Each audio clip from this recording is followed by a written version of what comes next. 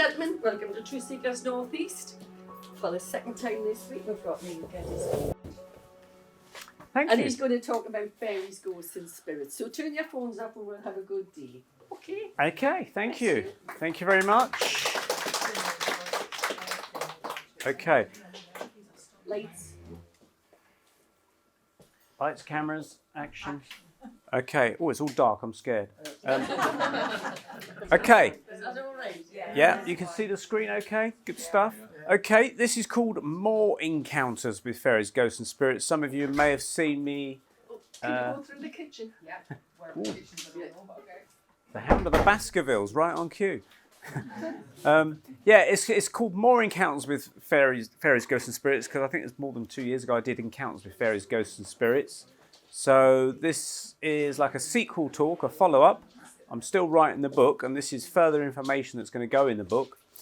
So, yeah, I'll talk a little bit about me. But first of all, here's a little quiz. Can anyone tell me what the 18th letter of the alphabet is?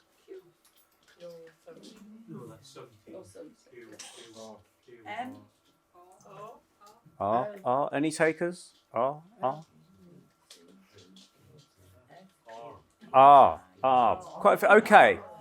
Everyone settled on the letter R? Okay. Say R. Say it again. Say it longer. Bit of emphasis. There you go. Fooled ya. Okay. That's me when I was probably about, I don't know.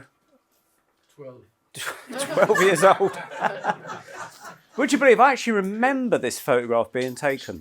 I was woken up, brought downstairs, and I remember a man just taking a photograph of me. I was a little bit bewildered. I didn't know what was happening, and that's all I vaguely remember. So that was an early photograph. Sorry? Who gave you the black eye? Oh, yeah. Photoshop, I think. So I'm looking a bit bewildered there. So that's where I started. And I've been bewildered ever since.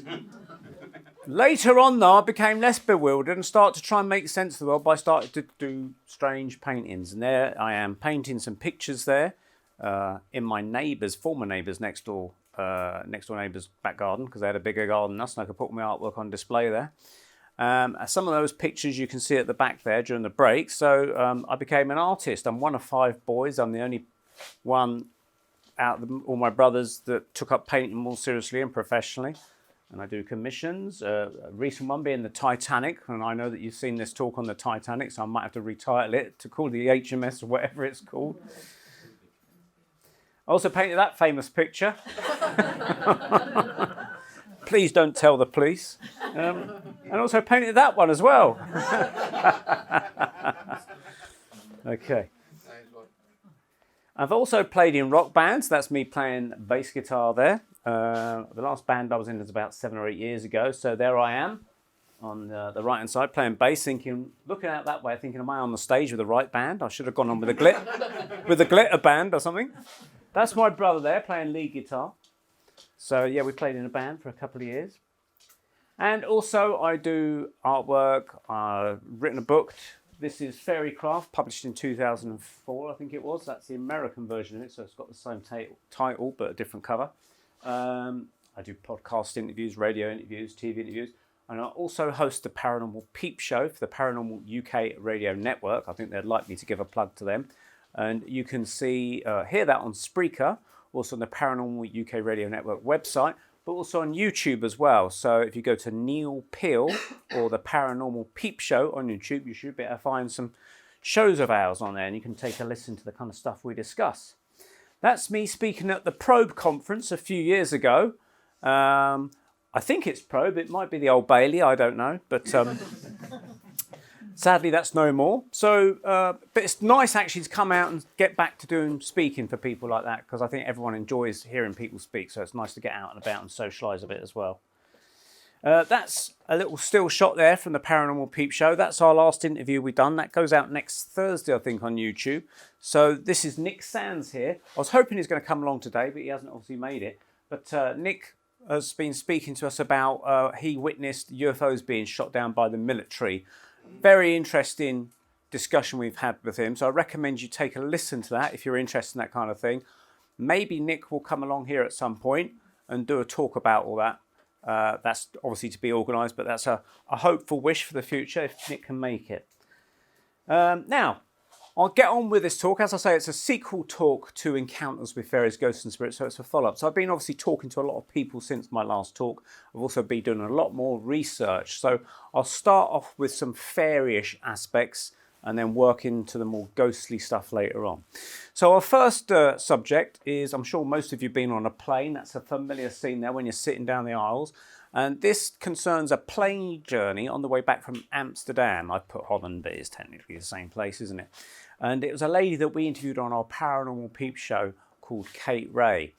And this is not quite a fairy. We're not quite even sure what to call it. Oh, hi, Justin. She went through the kitchen, she says.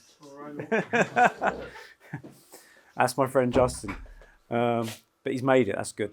So anyway, so basically, she was on a plane coming back from Holland, and obviously the flight is maybe an hour and a half. I don't know what it is from Holland, and she's looking out the window basically, and she suddenly notices this weird thing out there amongst the clouds, and she's looking at it, and she's thinking, "That looks like a dragon." She thought, "It's a dragon," and so. That's not actually her, but this is a serving suggestion, as they say. This is just a face of a girl on the internet, and I've added in a simulated type of dragon based upon artwork I've seen on the internet.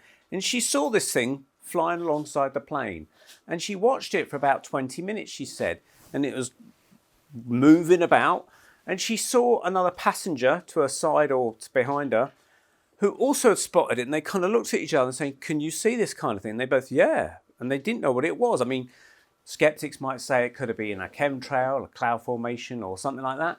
But they were both adamant that it was something that was really weird. She called it a sky dragon. That was her description because it was in the sky and it looked like a dragon. What it was, we don't know. So that's the actual picture I took it from. Make of that of what you will. But she saw something very peculiar in the sky that day and she called it a sky dragon. It could have been anything, we don't know, but it's witnessed by another passenger on the plane. It may have been witnessed by others on the plane, could have even been witnessed by the pilot, but we don't know.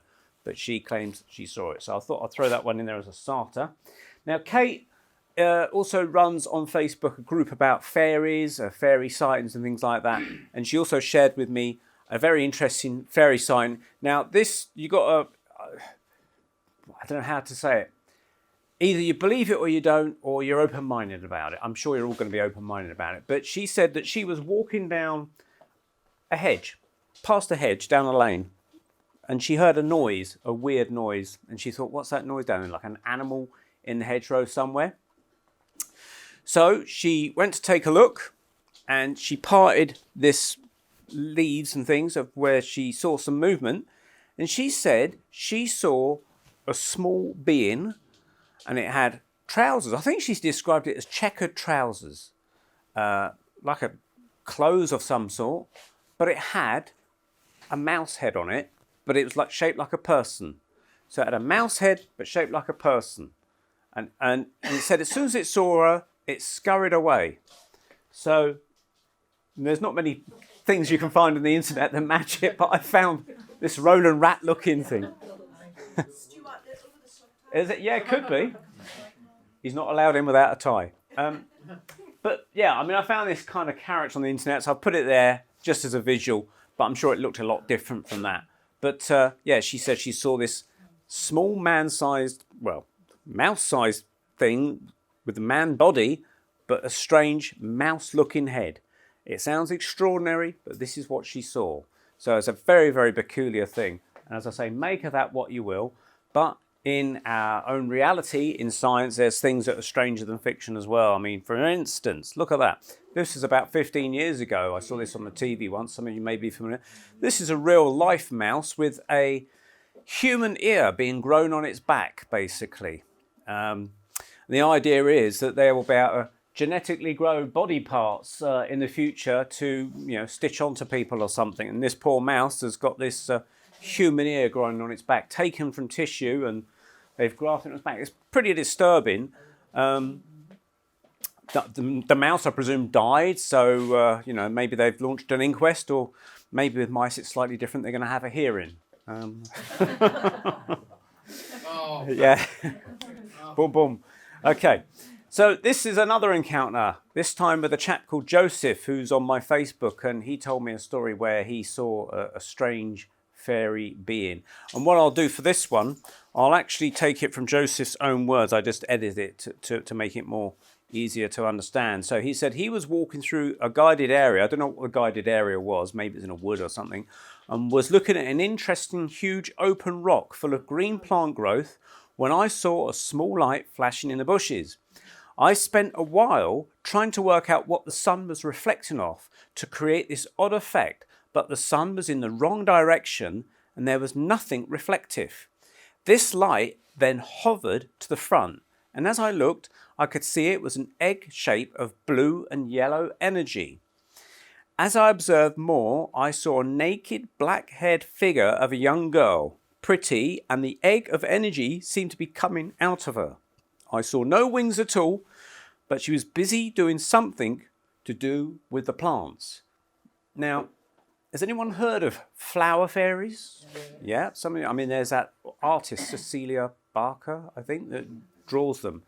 Now, the idea is, amongst many of these people that believe in fairies and follow that sort of thing, that their fairies will tend to nature in some way. So this is why they're sometimes associated with flowers. Like bees might go to a flower. They're saying that these small beings, we call them fairies, they might resemble people, but they might be other energy forms. Maybe they show themselves as people to us, but they somehow either use the flower in some way, or the plant, or tend to it, or garden it, things like that. And Joseph, by the sounds of it, spotted one of these things, and he wasn't quite sure what to make of it. Quite an interesting little tale, that. Now, there's other people around that have also worked with these beings, these flower fairies, or divas, as they're sometimes called. The Finnhorn Foundation is a place in Scotland, in North Scotland, about 20 minutes drive east of Inverness. There's the town of Forres, and then just slightly north of that, going onto an outcrop towards the North Sea, is the town of Forres. Now, back in 1961, I think it was, or was it 63? No, yeah, 1962, yeah.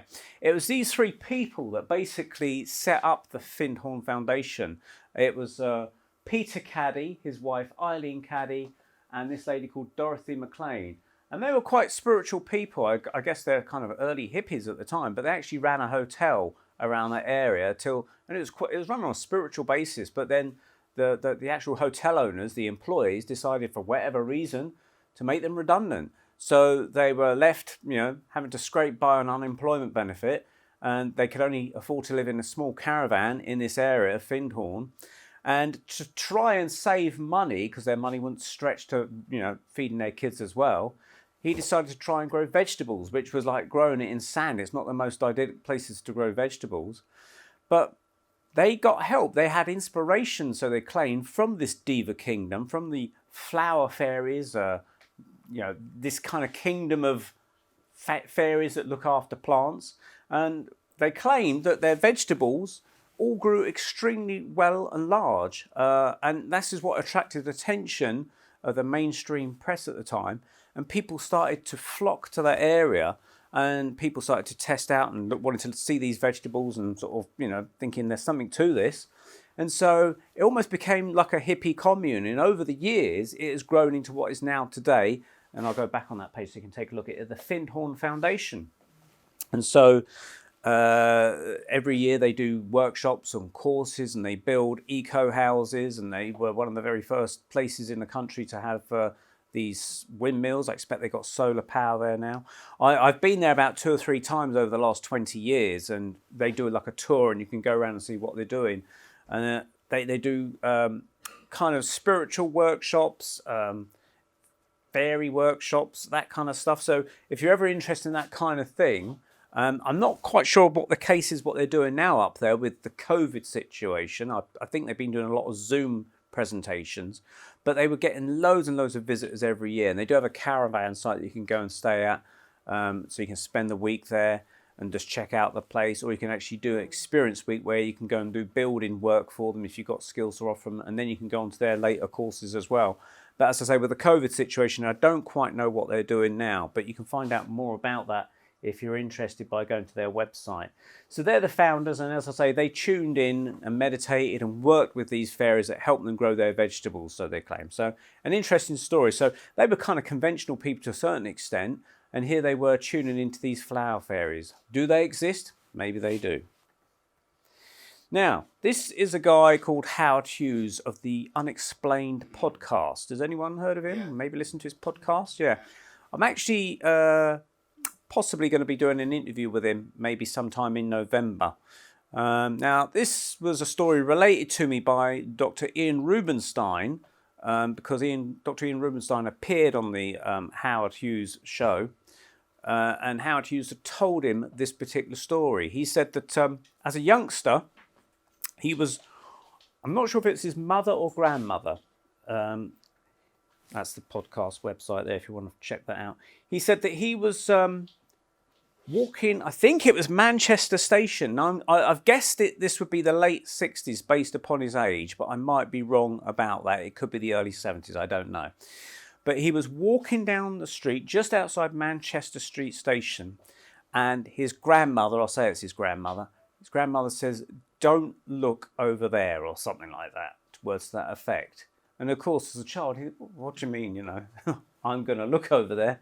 And he saw a centaur in the street near Manchester Station. I guess it was waiting for the train, like, you know, most people would be. Its ticket, which platform do I get on, you know. And it was just walking down the street. Nobody else could see this thing.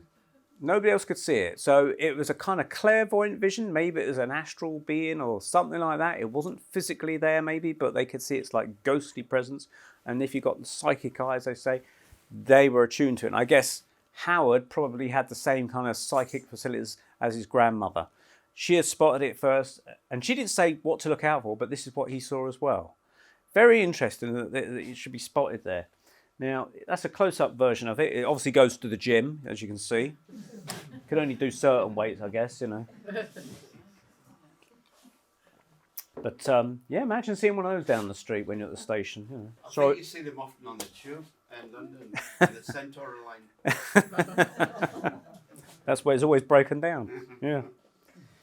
Now, stranger things indeed go further afield. This is St. Louis Archway in the United States. Now, has anyone heard of this place? No?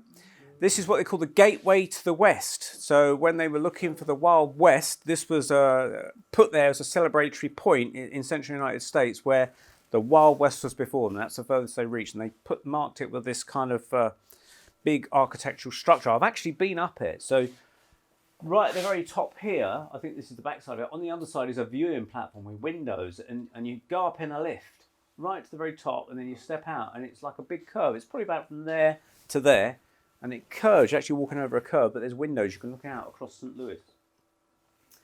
Now, I mentioned in my previous talk that I believe that structures like doorways, mediums, trance cabinets and things contain energy, I believed, and that would help manifest spirits. Now, I wondered in our previous story of Howard seeing this centaur, maybe there was archways. I could see archways in the design of the building of the station. Maybe if I can go back. Let's just go back a little bit. Yeah, I mean, look at that. There's a sort of curved structure to that, you know. Maybe that had something to do with the manifestation of this centaur. I don't know. I think but they represent caves. It could do. It could do. Maybe there's enough structures there for this thing to manifest. And someone, at some point, I don't know the year of this, had said they had sighted a centaur near St. Louis Archway. So maybe this structure here had something to do with that. I don't know. Can't prove it. I mean, I can't even prove the event actually happened. But I was just pondering things. And so there's another view of it there. And so I've added in my little centaur to think, well, maybe that's how it was, you know, trotting around the archway. And the view, and, you know, someone up there would look down and see this thing trotting around and think, oh, it's the Grand National. Very interesting, weird sighting. Now, some of you may have seen this. This is not quite fairies or anything, but this is actually, I thought I'd put this in because it was quite intriguing. This guy called Paul Froggatt. He was on his way home from work. I think this was last year, actually, and possibly January. And he took a shortcut through the woods. He worked at the time as a dog food making factory, and he was finished his shift and he was on his way home. And he took a shortcut through the woods on his bike, and he came across, I think it's something like a 7 to 8 foot tall centaur being. And he couldn't believe it. He said he telepathically felt hatred from this being to him. He said it's almost as if like on a David Attenborough program where you got a creature killing another creature and it has no compassion for it whatsoever. It's almost contempt of that being. And he felt that from that being telepathically. He's since had so much jip from his work colleagues that he decided to move, and he's now got a job as a builder in London. And but he still maintains he saw it, this being, which is very interesting. Now, that connects to a story in an indirect way of another sighting. There's an American UFO author called Prentice, and I forget his surname now. Prentice, I forget his surname. But he's written some UFO books over the years. And he put this in one of his books. There was a lady jogger who got up early one morning, one part of the United States, I can't remember the area now. And she got up like 5 a.m., 4 a.m., something like that to go jogging. And it was in a very suburban setting, streets, street lamps and things like that. And as she was jogging along, she thought she saw this very, very tall man standing near a street lamp. And she thought, God, that guy's tall. But as she got closer, she realised it wasn't a man at all. She described it as a 15-foot praying mantis. And it appeared to be walking up and down the street looking for something on the ground, as if it's lost something or dropped something. Probably the keys to its UFO, maybe. But it looked quite frustrated. It was rushing around looking for this thing. And now, you'd think most people would run away, but she actually decided to follow it. And so she followed it carefully up the street. And she said as she saw it get near this lamp, a street lamp, she knew that to be about 15 feet high because later on she checked it. So she got an accurate measurement of this creature of being about the same height. And eventually it walked off and she lost sight of it, but she actually followed it. And she told her friends, she told her relatives, and they all listened, sympathetic ear, and they believed her. Maybe she was just one of those people that, she wasn't one to give any kind of tall stories. Pardon the pun. So we move on from praying mantises to our favourite dynamic duo, Ronnie and Philip Kinsella. Now, can anyone tell who is who? Okay. I know who is who. That is indeed. Well done. Well done. Okay. Yeah. Philip on the right, Ronnie on the left. Philip is the eldest by about 8 minutes. So he's the boss. I can tell them apart. It's only when they put their glasses on, I have to double think about it, Which is which, because you've got one little Ronnie and Philip. That's true. That's the way to do it. And I've actually parked outside their house here, and I've got them to pose with my UFO painting there. Now, I'm trying to think why I've got them in here. There's a story about them. Oh, yeah. Now, Philip's a medium. That's why I've got him. He's a medium. So, mediums, they obviously communicate with the afterlife. And there's various different kinds of mediums. There's physical mediums. We'll be talking a lot about that later on. Philip is a clairvoyant medium. Clairvoyant meaning they see images in their mind. They might hear words. They might feel sensations. But they don't normally go into a medium's cabinet and produce ectoplasm with manifestations. And we'll talk about that later. But Philip's had some very interesting experiences. People normally come to him for readings. He has been obviously doing readings over Skype in the last couple of years, but he's now starting to get out and about a bit more. But I think this is going back about 4 or 5 years ago, maybe longer. A gentleman came to him for a reading, a young man, and as he sat there, Philip tuned in. Now, Philip seems to be very good at picking up how people die. And he said that as soon as he tuned into this guy, he said he saw a scene where there's these lads taunting sharks in the water on a boat. And then suddenly he had a great big vision of a great white shark leaping out of the water, coming towards him. He said he could see the black eyes and things like that. And then suddenly the whole of the water was just filled with blood. And so he described this to the young man. He said, I'm seeing this shark coming out of the water and snapping its jaws, and there's blood in the water and everything like that. And the man who was having this reading was literally, oh my God, how did you get that? And it turned out that this guy, about 15 years earlier, was, I think, off the coast of Australia with some friends, cousins, that's, a few relatives. And they were literally taunting the sharks, baiting them, throwing stuff in the water. And they're all diving in as a kind of game of dare. And this shark swam towards this guy. And they're saying, get out, get out, get out, just like a bloody film, And they were pulling him out to get him into the boat. And the shark literally leapt up and bit his leg off, unfortunately. So they got him onto the boat, but unfortunately this chap died of blood loss on the boat. They weren't anywhere near a hospital.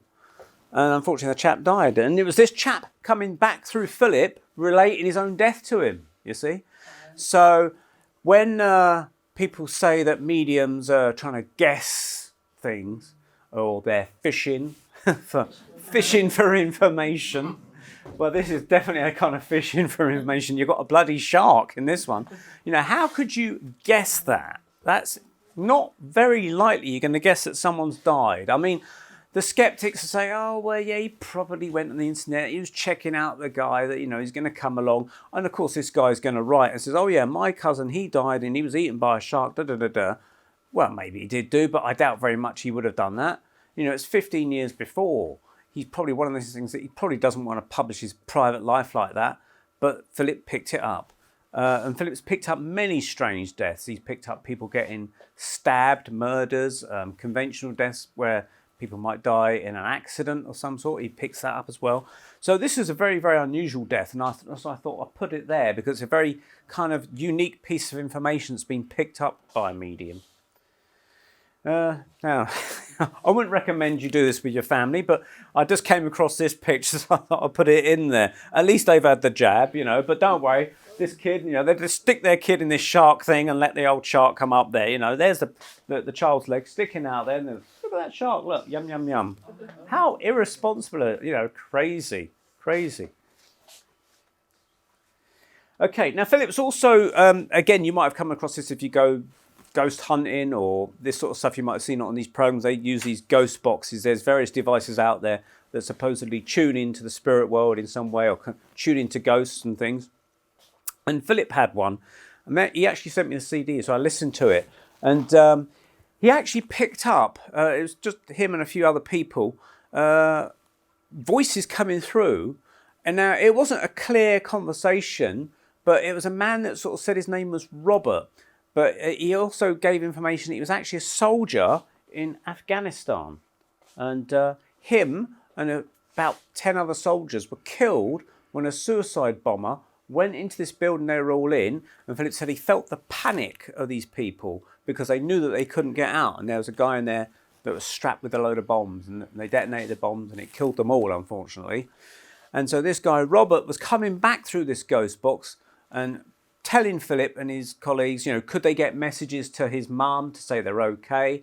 Unfortunately, they didn't get any messages back to their mum because it was a very delicate subject. Can you imagine there, you've lost your son in a war and suddenly you've got some stranger ringing you up or emailing you or something that said, hello, we've picked up your son through this ghost box and he wants to say hello. It's a little bit of a tricky subject. So they decided not to pursue that side of things, but they still communicate with him. And he came back on other occasions, this guy called Robert. And Philip asked them, he said, what's it like over there? And he said, it's more than you can ever hope for, more than you can ever imagine. Such a lovely place kind of thing. And this lady that was with Philip also tuned in and drew a portrait of him as well. And he said, I want you to draw me like the Queen. And they thought, what do you mean like the Queen? And they didn't realise, but behind them was a picture of the Queen on the wall. And this spirit had spotted it, but they were totally oblivious to it. And they realised, oh my God, it's the Queen. That's what he was talking about. So the spirits are quite aware of what's going on. Now, whilst on a separate occasion, Philip they picked up some scientists that were talking to them from the other side. And they were talking about various things. And Philip asked a question. He said, could you tell me about this Hadron Collider? Does anyone know what that is? It's this thing they got, I think it's in Switzerland. It goes across Switzerland, Italy. This great big kind of donut-shaped tunnel they put under the ground. And the idea is they fire these little photons and atoms and things through it. And it races round this 20-mile tunnel, top speed, speed of light and beyond. And they do tests on it and things like that. Now, Philip asked, he said, is there anything else, is that the legitimate reason for this Hadron Collider? Is it just to do that, or is there other stuff that they're looking into that they're not being told? And this spirit from the other side said, we can't really go into that, or we can't really tell you that. So it's almost as if they knew there was other stuff that was being kept top secret away from public eyes. And even these guys in the spirit world said, we can't tell you that. But they obviously knew that it was being used for something. So, when you hear these things on the news, it's only half the story. Actually, there's a huge dancing machine there. Yes, yeah. They had a presentation. They did a weird opening, didn't they? A very symbolic weird opening. I never saw it, but I heard about that. Yeah, very, very peculiar. So again, all this Masonic sort of stuff going on. Weird. Right, pressing on. This is a more traditional kind of ghosty story, I suppose. I've tried to work out what this might be. A couple of years ago, I got put back in contact with a lady that I used to work with when I was 16, and she was about 35, and kind of lost contact with her over the years, as you do with these people, but I was put back in contact with her through my family, and she wanted me to do a video film of her 70th birthday party. So I said, yeah, I can do that for you. So I went along and video filmed her birthday party for everybody, and she really liked it. And when I was preparing the DVDs for it at a later stage, we were talking about ghosts and spirits and things like that. She goes, I've got a ghost story I could tell you. It happened to me. I said, what happened then? She said that she'd gone on holiday with her family. She was about 17 or 18 at the time. And she described it as a country holiday cottage in Devon.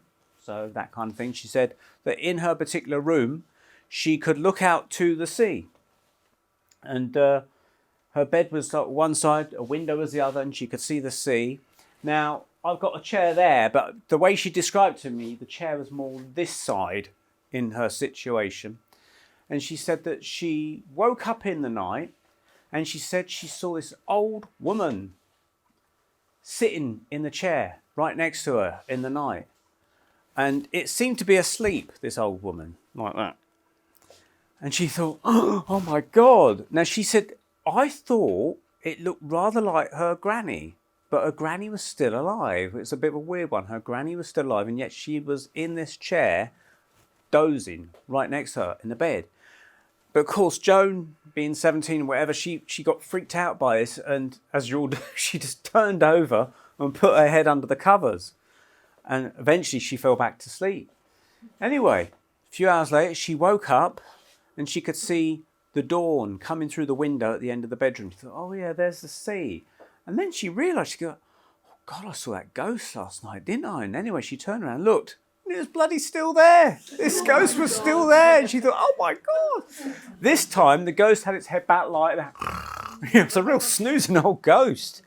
But as she watched it, she said she suddenly saw it disappear and fade away. And it completely freaked her out. And she told her family the next day, oh God, I think I saw a ghost last night. Now, the interesting thing is she said she thought it looked like her grandmother. So I kind of thought about it, and I thought, okay, it disappeared probably about 6, 7 o'clock in the morning. It had been there all night. Now, I wondered whether it was her gran having an out-of-body experience. And her gran, they say you astral travel when you go out your body at night, and maybe because the family had gone down to Devon on holiday, Joan's granny might have been concerned, worried, missing them or something. So she maybe in her sleep, hypothetically speaking, astral travelled to their location, ended up in the chair. And of course, most people when they astral travel, They say you're not even aware of it. It probably happens in a dreamlike state. So her astral self, her astral body, was sleeping in this chair for a long, long time. And then as it faded away when she later saw it, maybe her gran, wherever she was, physically was starting to wake up. And so the astral being vanished. Possibly. It's only my hypothetical interpretation of the events, based on the fact she said it looked like her gran. So, interesting, spooky at the same time. The fact that this ghost didn't bugger off, it was still there. Oh, bloody hell, they're still there, welcome, don't they? Now, this is a medium healer, George Chapman. He's no longer with us. He died some years ago now. But he never set out to become a medium or a healer, like most of these people don't. He'd never studied in psychic circles or anything. He was a former boxer. He was also a former fireman. And that's where this story began. Obviously, when you're a fireman, there's lots of times when you're not tending to fires, you're just sitting in the station waiting for something to happen. So to pass the time, one of the other firemen got an Ouija board. And so they'd sit there all around it. Now, George's daughter had died not long after she'd been born. So he was obviously heartbroken by that. But a mysterious message came through on the Ouija board from his late mother to say that we are looking after your daughter in the spirit world. And he thought, there's something to this. He was skeptical at first, but the names were coming through and everything. So he thought, this is strange. And then later on another session on the Ouija board, a message came through from a gentleman who claimed to be a doctor. And this was Dr. William Lang, which I shall fire up. That's Dr. William Lang there. Now, he was a doctor that was an eye surgeon in his time, in Victorian times. He had actually died 30 years before George was born even. And so he had got to the top of his game. He was actually at the Moorfields Eye Hospital in London. He was that clever. And he had died, but he had come through this Ouija board and said that he wanted to work with George in helping and healing people and relieving suffering. And so after a period of time, I'm not quite sure the time span, he actually started to put George in a trance. And so George's body would be overtaken by this Dr. William Lang. And then this William Lang would have patients, people that just come along to maybe a little place like this. They'd lay on the couch. And this William Lang, through George, would click his fingers. I want this, I want that. And apparently there was unseen spirits around him who would be helping him do like a psychic operation on his patients.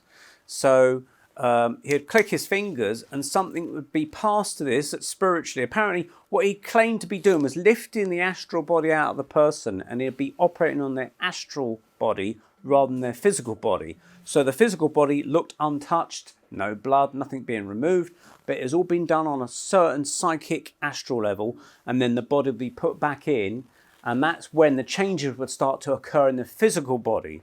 So people started to get their sight back, tumours would disappear, illnesses would vanish, things like that. Now, they didn't cure everybody, but they certainly alleviated a lot of problems. It got to the point where he was building up such a reputation of being able to heal people that real-life GPs would send their patients that they couldn't heal to him.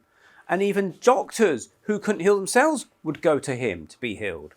And he ended up touring around the UK, going abroad, even going to America, because his reputation for healing became so strong.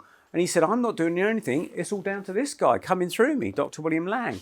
Now, obviously, Dr. William Lang had children that had grown up, and the word had got around. That's the book, by the way, it's worth reading. Surgeon from Another World, written by George Chapman and Roy Stemman, who's the ex-editor of Psychic News. I read that and got a lot of information about that for this talk. Very good book, tells all about it. But basically, his daughter, Nora Lang, this is William Lang's daughter, she had heard about George being a healer, and she thought, hang on, this guy is claiming to bring through my dead father and go around healing people. She goes, I'm going to catch this guy out. So she invited him to come to her house. She didn't say who she was, but she just kept it quiet, and he did a demonstration of everything. Then she started asking him questions, and her father came through, and he was answering questions that no one else would have known about. And it's only personal things that Nora would have known about her father, and her father, answering through George, was giving the correct answers. And so she became convinced that, initially being sceptical, she became convinced that her father indeed was coming through George Chapman and being honest about who he was, and he was healing the sick and things like that. So she, because she was quite wealthy, she said, I want you to come to my house, maybe once a week, once a month. I can't remember the time frame, the arrangement. And they did that for 30 years. And she would get former colleagues of this William Lang and other doctors, and they'd all gather round, and the spirit of William Lang would come through George and talk to them, and he would tell them how they could cure their patients. And this went on for years and years and years and years. And after she died, she had written on an envelope, or written a letter in an envelope, given the names of all these people that had attended these sessions. They were doctors and professional people, but the names were never released to the public because it was deemed that they didn't want to embarrass these people publicly by admitting the fact that they had attended like a spiritualist seance, because it might damage their professional livelihood. It's a shame because, you could have pushed up into the world all these healing abilities. It could have carried on into the mainstream medical world, techniques and things that we could alleviate people's illnesses and things. But unfortunately, that never happened.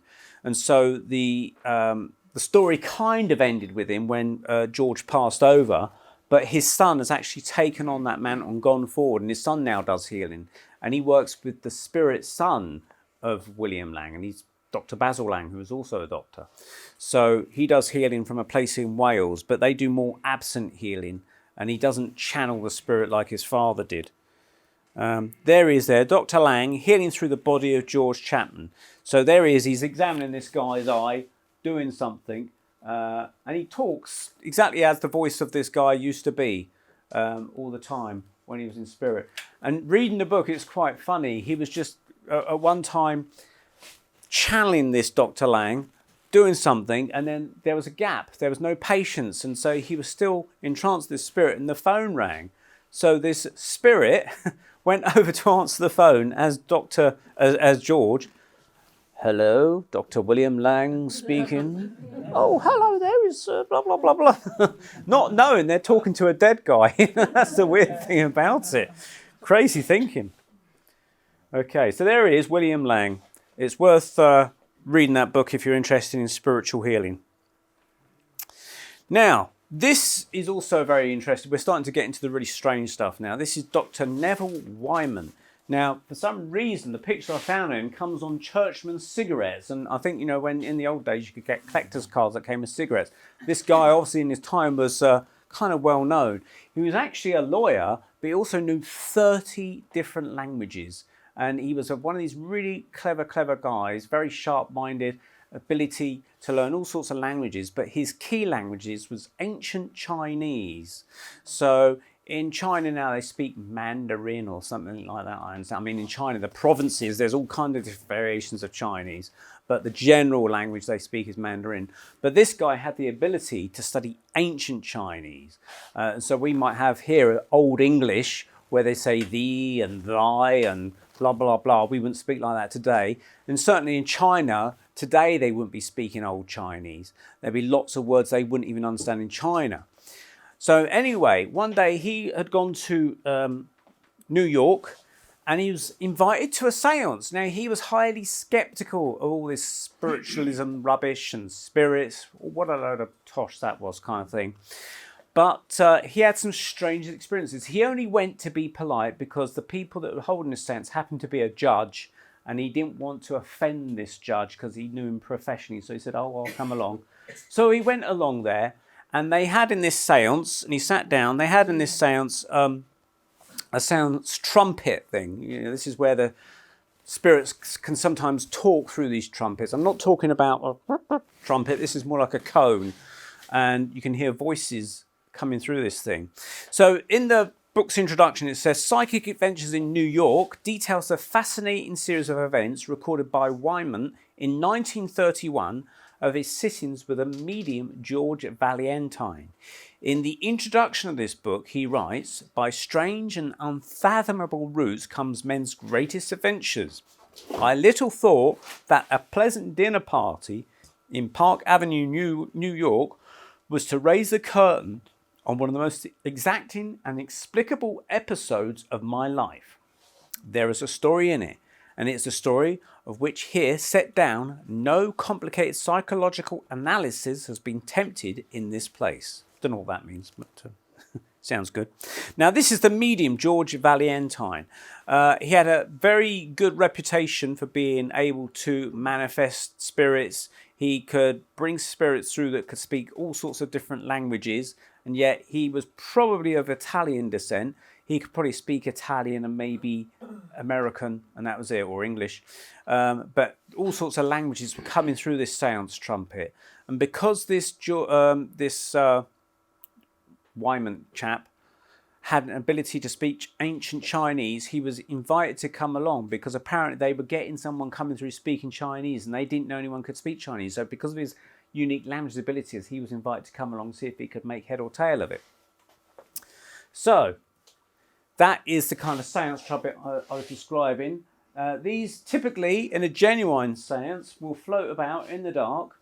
On this particular occasion, in this particular photograph, it's not actually from the seance that he attended, but the kind of typical thing is that this stuff, ectoplasm, would come out of the medium, which is a kind of plasma kind of cells or something. They clump together and form this kind of body of stuff. And it would form, like in this end, almost like a simulation of a human voice box. And then this voice box would vibrate with the thoughts or something and the impressions from the spirit world of that particular spirit. And the voice box would speak, and it was amplified through this cone, and they would hear the voice. Now, when he first went there, he said that he heard the voice of his deceased father, who was from the southwest of England with a ooh-ah kind of accent. And yet here he was in New York, a complete stranger to this seance, and yet he heard his father-in-law speaking to him through this cone with a very West Country accent. And he thought, how the hell did these people know that my deceased father-in-law came from the southwest with an accent like that? These people don't know me. He thought, this is intriguing. But then it got even stranger. He says, the seance. The group then heard the sound of an old wheezy flute, not too skillfully played. It reminded Wyman of sounds he had heard in the streets of China, because obviously he had been to China. When the flute-like sounds faded, Wyman heard a voice directed at him through the trumpet to say in an ancient Chinese dialect, greeting, O son of learning and reader of strange books. Now remember, this is being said in ancient Chinese and we're just listening to the English version. This unworthy servant bows humbly before such excellence. Wyman responded in a more modern Chinese, peace be upon thee, O illustrious one. This uncultural menial ventures to ask thy name and illustrious style. And the voice replied, my mean name is Kyung, men call me Fuxi, I think it is, and my lowly style is Q. Wyman recognized this as a name by which Confucius, remember? Confucius say, was canonized. Now, Confucius was like 2,000 years old or something. Not certain that he was right, Wyman asked the voice to repeat the name. This time, without any hesitation at all, came the name Kung Fu Shu, Wyman wrote, or to me, Kung Fu. So that's what Confucius looks like. Big long eyebrows and things like that. He's from about 2,000 years old. And actually, in China, they've made this super large sculpture of him, probably about 10 meters high or something like that. So kind of Dennis Healy of China, I think. Why he's in a big bathtub, I don't know. But that's what he looked like. So this allegedly was the spirit come through this trumpet speaking ancient Chinese. Now Wyman, being very clever, decided to test out this spirit. He thought, well, I've studied Confucius. I know that he wrote all these poems in ancient Chinese poems. So he said, I'm going to put this through its paces. So he started to recite the lines of a Confucius poem. And he said the first 3 or 4 lines, and he said that this spirit then completed the rest of the poem, another 8 paragraphs, completely on his own, without any help or anything, no pause whatsoever. And he knew that this spirit was uttering this in ancient Chinese and completed the poem completely without any help from anybody. And he thought, how could these people in New York at this seance know any of this? Because this guy, Wyman, was completely unique. He was the only one in that room that knew this language. Very strange. So was it Confucius, or are we just confused? I don't know. But very interesting. Now, we move on. This is Ghosts of Spain. I'm not talking about bull ring fighters or anything like that. This is more of an English guy in Spain. This was a story related back to me in about 1990, and I kind of re-remembered it recently, so I thought I'd include it. I used to be in a psychic developing circle, as many of you have probably been in those kind of things, and you get together with strangers and you get to know them over the weeks. And one of the chaps there was a guy called Brian, and he worked for British Gas, I remember. But he had recently been on holiday to Spain, and he said, I've had a very, very strange episode. And we said, well, what happened? And he said, well, I went to Spain with my wife, and I was in a hotel with a balcony. And during the week there, I woke up in the middle of the night, and I saw this man in a tuxedo walk past, and I could see him go past the bedroom in the living room part of the apartment. And I looked round, and I could see him, and he walked, and he went to the balcony, and he fell off the balcony. I've got a man in a suit falling out of a window, but same kind of thing. And he fell off the balcony. And he thought, oh, what the bloody hell's that? You know. So anyway, when it came time to check out of the hotel, maybe a few days later, Brian was psychic. So it didn't faze him too much in the sense, okay, I've seen a ghost or something. He thought he'd asked the receptionist, you know, has anything happened there? So he said, has anyone died in that apartment? And he said, no, nothing. He couldn't understand it. So he thought, well, that's very peculiar. So anyway, he returned to England, got on with his life. A few weeks later, he suddenly got a phone call from the hotel that he had stayed at in Spain. Hola, Mr. Smith. It is us. I will say this only once. Basically, it was the hotel receptionist, and she said, is that Brian Smith? And he goes, yeah. And you live at this address? Blah, blah, blah. And he goes, yeah. Okay, all right. Thank you very much. We've got a bit of slight confusion here. We've got some luggage to send back to someone, and we want to make sure we're sending it back to the right chap, because we've also got another Brian Smith. And it turns out that he stayed in the same hotel room as you after you had departed, and unfortunately he's died. He had come back drunk from being down in the bar in a tuxedo, walked through and fell out over the balcony and died. And yet Brian Smith, my Brian Smith, had seen this event before it happened. And here was the hotel ringing up. Now, what's the coincident chances of that, you know? He saw this guy, he happened to have the same name, and yet he fell out the balcony, and he would not have known that unless the hotel had called him. It's just a weird, weird thing to happen. Was he meant to see that in some strange way? Very, very peculiar. Very peculiar. Would you Now, call that time travelling? Maybe. We're going to get into that in a minute, but more like looking back into the past. But yeah, maybe he was seeing the future.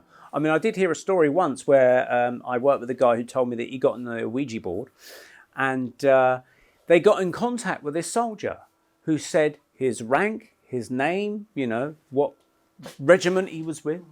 And he said he died in an IRA bomb. So they checked it out and they found that this guy existed. He was still alive. And they thought, well, that's weird. And yet a few weeks later, this guy died in an IRA bomb. So how about that? You know, weird, isn't it? Weird. Now, I'll do this ghost story in another one, then we can have a little break if you like. So basically, this is a story, this only came through in the last week from a lady that my dad knows. Forgot her name. Apologies. But basically, she used to work at the EMI factory in Hayes in Middlesex, near London. And that's been there for years and years and years, even during the Second World War. But she worked there in 1999. And during the war, Rodney, it was bombed, as a lot of places were, during the Blitz and things like that. And the canteen at the time with all these EMI workers was destroyed. And a lot of women and men were killed, more women because it was more women working there at the time. And so they kind of had to keep quiet about it. I can't remember the reason they had to keep quiet about it.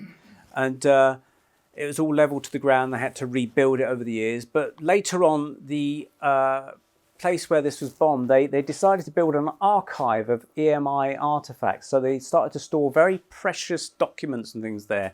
For instance, I was told that, for example, they had the original contract signed by Laurel and Hardy stored there of them with the song Blue Ridge Mountains, Virginia, where they signed the release of that. And that was stored there by EMI. Now, they decided to restore all this or spruce up the place, modernise it in some way in 1999.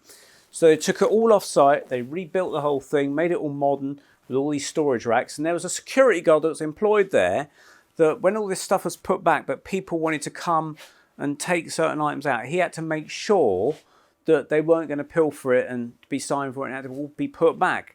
And this guy was only there on a temporary contract, I understand, but he loved the job. He really thought it was a fantastic place to work because of all this interesting stuff like the Laurel and Hardy stuff and whatnot. But anyway, one time this lady, Val, her name is, I've just remembered it, Val Robbins. Thank you for the story, Val, if you're listening. She said that she was called to go to the reception because this security guard was completely spooked. Apparently, he was down in this area where all these precious things are stored, and he saw a lady literally walk out of the wall towards him, an apparition of a lady, and it completely freaked him out. He wasn't expecting it, of course, and he basically ran out of the building and he said, I'm not coming back. I've just seen a spirit of a lady, and yet this is a guy that wanted a permanent job there. He said, I'm not coming back, and he just left the place, never came back. So that was that. Now that's happened to, I'll get past there. That's happened to this chap, Harry Martingdale. Does anyone know Harry Martingdale? Okay. Now, has anyone visited York at all? Yeah. Well, you know that it's got a kind of Viking association there. They've also got a Roman connection there. So this story takes place in York to do with the Romans. Now, Harry Martingdale was a young guy that was completely spooked in 1953, I think it was. He was a young apprentice at the time, and he was working on this building with his bosses and things, his colleagues, and they were actually putting pipes in, upgrading the plumbing, and it's called the Chancellor's House, just outside the city of York, trying to modernise it. This building was probably about 250, 300 years old, and it had to have central heating put in to upgrade it, you know, to make it nice and everything. So he was tasked with working in the basement, and he had to drill holes and pull these pipes through and things like that. And he'd spent a couple of days there, and I think it was on the second day. Whilst he was there, he had heard this strange noise. That's him in the kind of tunnel, the kind of environment it was. This treasurer's house in York. I said Chancellor's house, didn't I? It's a treasurer's house. And there he is on the Most Haunted show telling the story. But basically, he had been there for a couple of days. He had found... he was in the basement and he got his ladder and he'd seen a trench there. Now, he didn't know nothing. Apparently, it turned out to be a trench that archaeologists a few months before had dug this trench out because they found an old Roman road there. And they was obviously doing the archaeology on that, and they were going to come back at some point and do a bit more digging perhaps. But he thought, oh, this is a great place to put my ladder because it'll keep it nice and sturdy whilst I climb up the wall. So he was climbing up the wall doing drilling and banging and things like that. But he kept hearing this weird noise going, whoa, like that. And he thought, who's that? What's that radio playing? You know, it's playing one bloody tune or something. It's really annoying. And it kept getting louder and louder and louder. And it got so loud to the point that suddenly something caught his eye and he looked down, because remember, he's probably about 8 or 9 feet up his ladder at the top of the wall. He saw below him a Roman soldier come out of the wall on a horse. He had a centurion's helmet. That's the kind of thing. Yeah. And the whole platoon of Roman soldiers came through. And he was so shocked. I mean, this drawing doesn't illustrate it correctly, really. He was so shocked, he claimed, that he went, oh my God, and he fell off his ladder in shock. And he scurried into the corner of this basement in shock, thinking they're going to spot me. And he was trying to hide. He said, but they didn't even notice him. But he said that he could see them solidly, but he could not see them from the knees downwards. And it's only when they got to this dug trench of where the Roman road was, did the rest of their legs appear. And he said he could hear them talking in an accent or a language that he didn't understand. He said they were unshaven and they were muddy. Now remember that, it's a key point. They were muddy, covered in mud, and they looked really tired out. And then finally, one of the last Romans to go through was this bloke blowing the horn, which is what he first heard. And I understand from history that this horn thing is like announcing that the Romans are coming type of thing, you know. Today we use a radio or a phone. In those days they had to blow a horn, and that's presumably to open the gates to the fortress where they went. And of course he was completely freaked out by seeing a whole load of Romans go through. Now, if you notice this Roman here, different shield from the things that we remember maybe of watching old Hollywood films. This is the actual building that it occurred in 1953. Now, as I said, this is how we might imagine Roman soldier, with a big square shield, wearing a red tunic and a great big long sword like that. Where Harry was adamant. He said, no, they weren't like that. He said they were wearing a green tunic, they had a round shield, and he said they had small daggers. And they said, well, that's rubbish, you know. And he said, no, this is what I saw. And it was only in the mid-1990s some historians looked into it in a bit more detail, and they discovered in that part of York, around the time that they were there, that there was Romans that were like auxiliary Romans. In other words, when the main Roman Empire left and went back to Italy, they left like smaller troops there, trainee troops, maybe even British, English, Anglo-Saxons trained up to be Romans. And so to identify them, they were more like the territorial army version of the Romans. They weren't the bigger versions that we see today. So it's more like these guys with a round shield. Okay, he's got a long sword there, but Harry described him as a smaller thing, but there's a green tunic, you see. So Harry had no idea of history. He was just describing what he saw, and they confirmed many years later after his sighting that these Romans were actually posted in that area. So that kind of verified his story somewhat. Now, remember I said Harry described seeing them as covered in mud, and he saw them in the winter, I think it was October or November of 1953. And when he saw them, he was completely freaked out. He said he ran up the stairs to escape it, 17-year-old lad, and he came across the caretaker. And the caretaker saw him with a frightened look on his face, and the caretaker said, you must have seen them Romans. So someone else had seen them, you see, so he wasn't imagining it. But Harry never returned to that place. Like the security guard, he was completely freaked out. He never wanted to go back there. And yet it only just started the job a week before. And he was in the pub one night and they said, when are you going to go back to work then, Harry? And he says, I'm not going back there. And they said, why not? And he said, well, don't tell anybody. But of course they did. That's how the word got out, and that's how we know about this story today. Now, some years later, in 1957, the place was taken over by a different set of people that ran and looked after it. And there was this lady that was like the caretaker then. She had small dogs, and it was her job to go around checking all the building, locking it up all at night. And she said that she got to this basement cellar where Harry, a number of years before, had seen these Romans. Now, she might have known about the Roman story, I don't know. But this would be in the February of 1957. Again, it's winter still. And she said her dogs were barking and went down into the cellar. So she went down the cellar, peered down the steps, and she saw a load of Roman soldiers coming through the same wall. But this time, they were all walking but leading horses. So it's not the same scene. It's not like a videotape being replayed. It's maybe the same soldiers, or it could be a different set of soldiers, I don't know. But they were too covered in mud as well. But this time they were walking with their horses. And then she saw them maybe 4 or 5 weeks later This time coming through on horses, but they're all slumped over their horses, all knackered out, like asleep on their horses as they're walking through this wall. But again, still covered in mud. So, you asked about time travel. I wondered, is this ghosts that we're seeing, or is this something like peering through time? Because Harry saw his Roman soldiers in October 1953, right, in his month of October 1953, and the Romans were covered in mud, which would suggest it would have been their winter in their time, 2,000 years ago, wherever this might be, but they were covered in mud, and you only get mud in the winter, you don't get it in the summer. So was he seeing them in the same month, maybe the same day, but 2,000 years in the past, like a glimpse of that day back 2,000 years ago because they were covered in mud? And then the lady, 7 years later, saw them again covered in mud, and she was looking at them in the February of that year. Again, winter for her, and they were covered in mud then.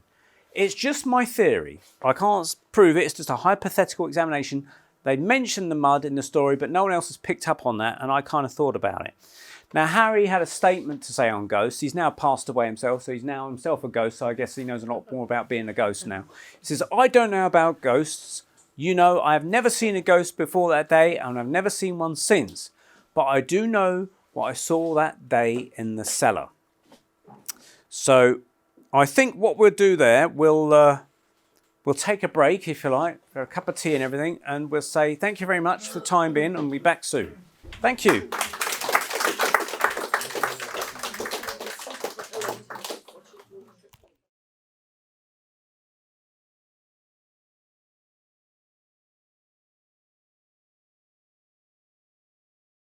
Right, going to resume part 2. More encounters with fairies, ghosts and spirits. Thank you for your patience, everybody. Scary dark time again. Okay, so we've just finished with Harry Martingdale and his Roman ghosts. And so we're going to hear what mainstream science talks about, which is Sean Carroll, a scientist. There is no life after death. Scientists insist the afterlife is impossible. So there we go. That's what science has to tell us, and we have to believe it, of course, don't we, everybody? Yeah. Will you believe the dolphins?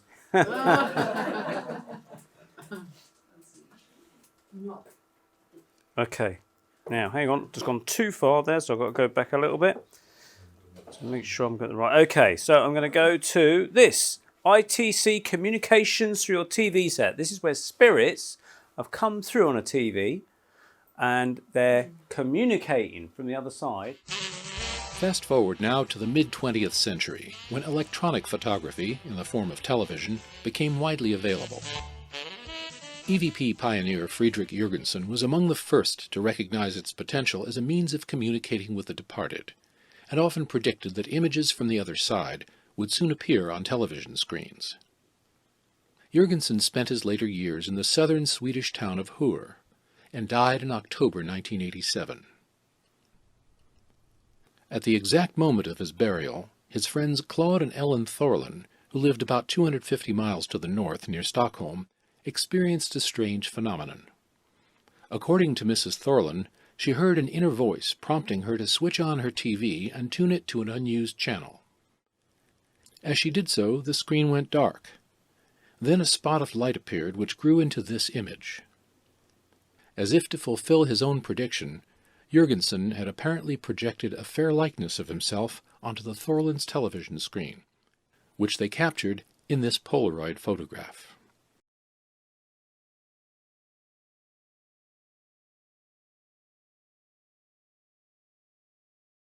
But Jürgensen was not the first to produce images of the deceased on a television screen. That honor probably belongs to Klaus Schreiber of Aachen, Germany. In his youth, Schreiber had experienced deep poverty.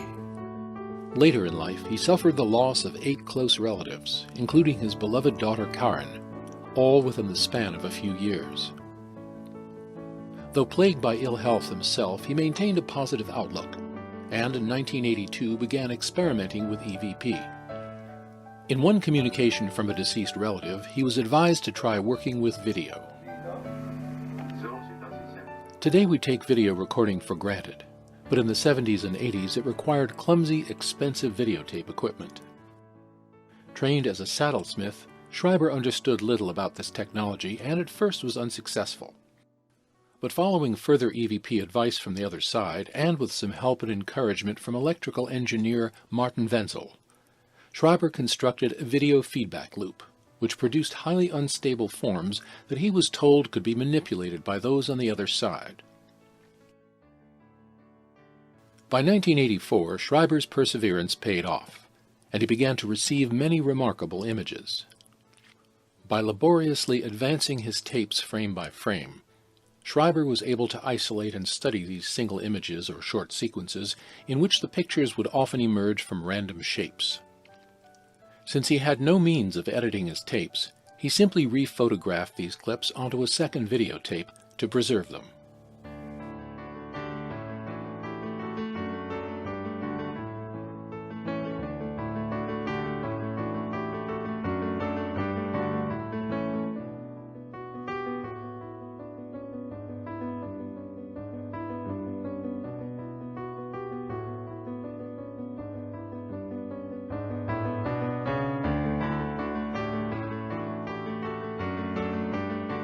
Some of Schreiber's video images were of unknown individuals or groups, but others were recognized as prominent figures, such as King Ludwig of Bavaria, Albert Einstein, Cistercian abbot Alois Wiesinger, German actresses Hildegard Schaefer and Romy Schneider, whose image we can see developing in this sequence of video frames.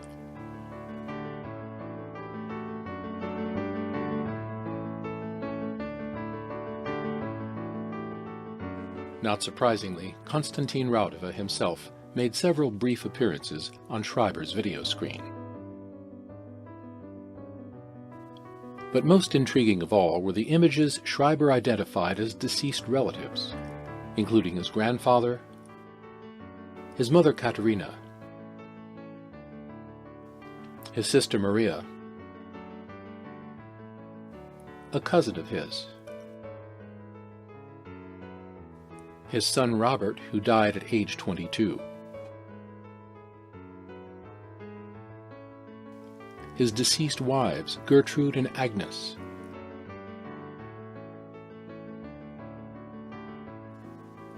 and his daughter Karen, who had died at the age of 16 after a difficult illness.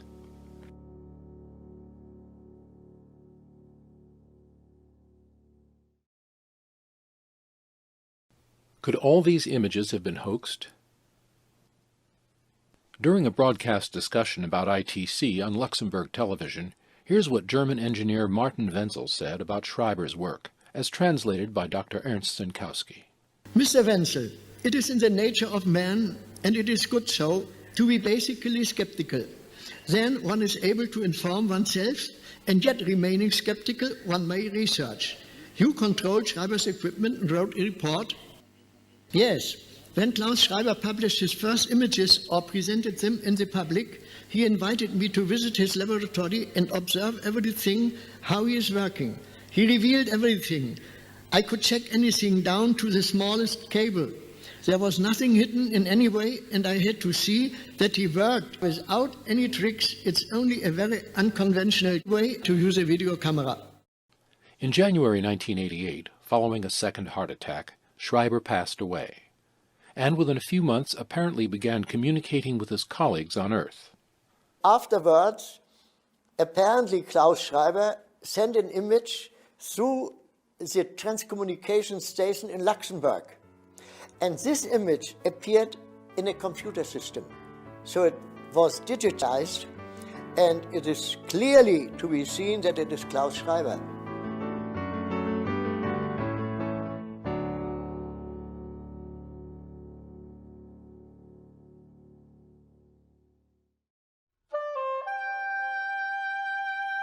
Rievenich, Germany, was the site of numerous ITC experiments during the 1980s and 90s. Here, Dutch TV personality Tineke de Nooi interviews Rievenich experimenter Adolf Holmes. Ich habe Jürgensen kennengelernt damals in meiner Anfangsphase meiner sogenannten Forschung. Ja.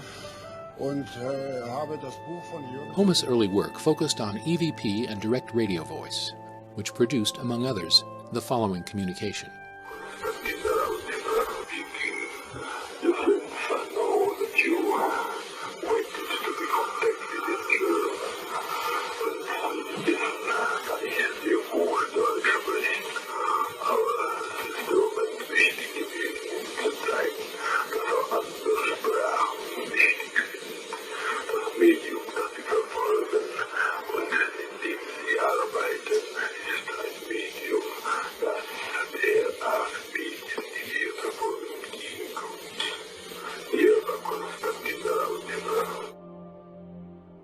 Then, working with colleague Friedrich Malkoff, Holmes began experimenting with an old television set that had no connection to an antenna. Eventually, the experimenters received several striking pictures, including this one of Anne de Guigné, a young French girl who died in 1922 and is now venerated by the Catholic Church. And this one of Elisa Carolina Holmes, Adolf's mother, who had died shortly after his birth in 1935. According to Holmes and Malkoff, in numerous EVP contacts, Elisa had been serving as a communicator for an ITC contact group that was working from the other side to contact practitioners on this side.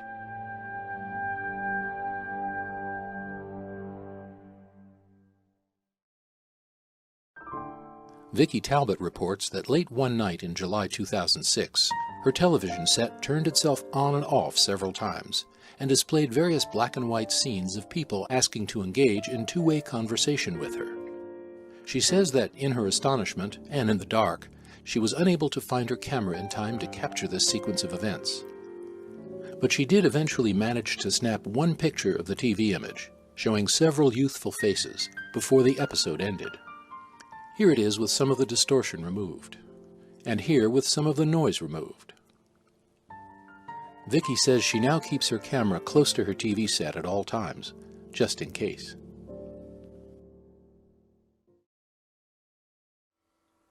Right, there we go. EVP and ITC. EVP is electronic voice phenomena, and ITC I can't remember, something communication. So basically they're receiving somehow transmissions from, it's claimed, the spirit world of people that have previously lived here. Some of these people were people that were interested in this technology before they died. So the fact that they were trying to investigate the spirit world before they died, it kind of makes sense that once they've died, they would try and carry on and help those on this side of life improve their communications. And so they're managing now to get images of people on the TV. Is it fakery or is it genuine? I'll let you decide. Now we're going back in the past now on this one. This is Helen Duncan, and I know Ben Emlyn Jones has spoken about Helen Duncan maybe to your group. I know he's done a few talks with other people about Helen Duncan. She was from Scotland, but she operated throughout the UK, and she also operated in Portsmouth.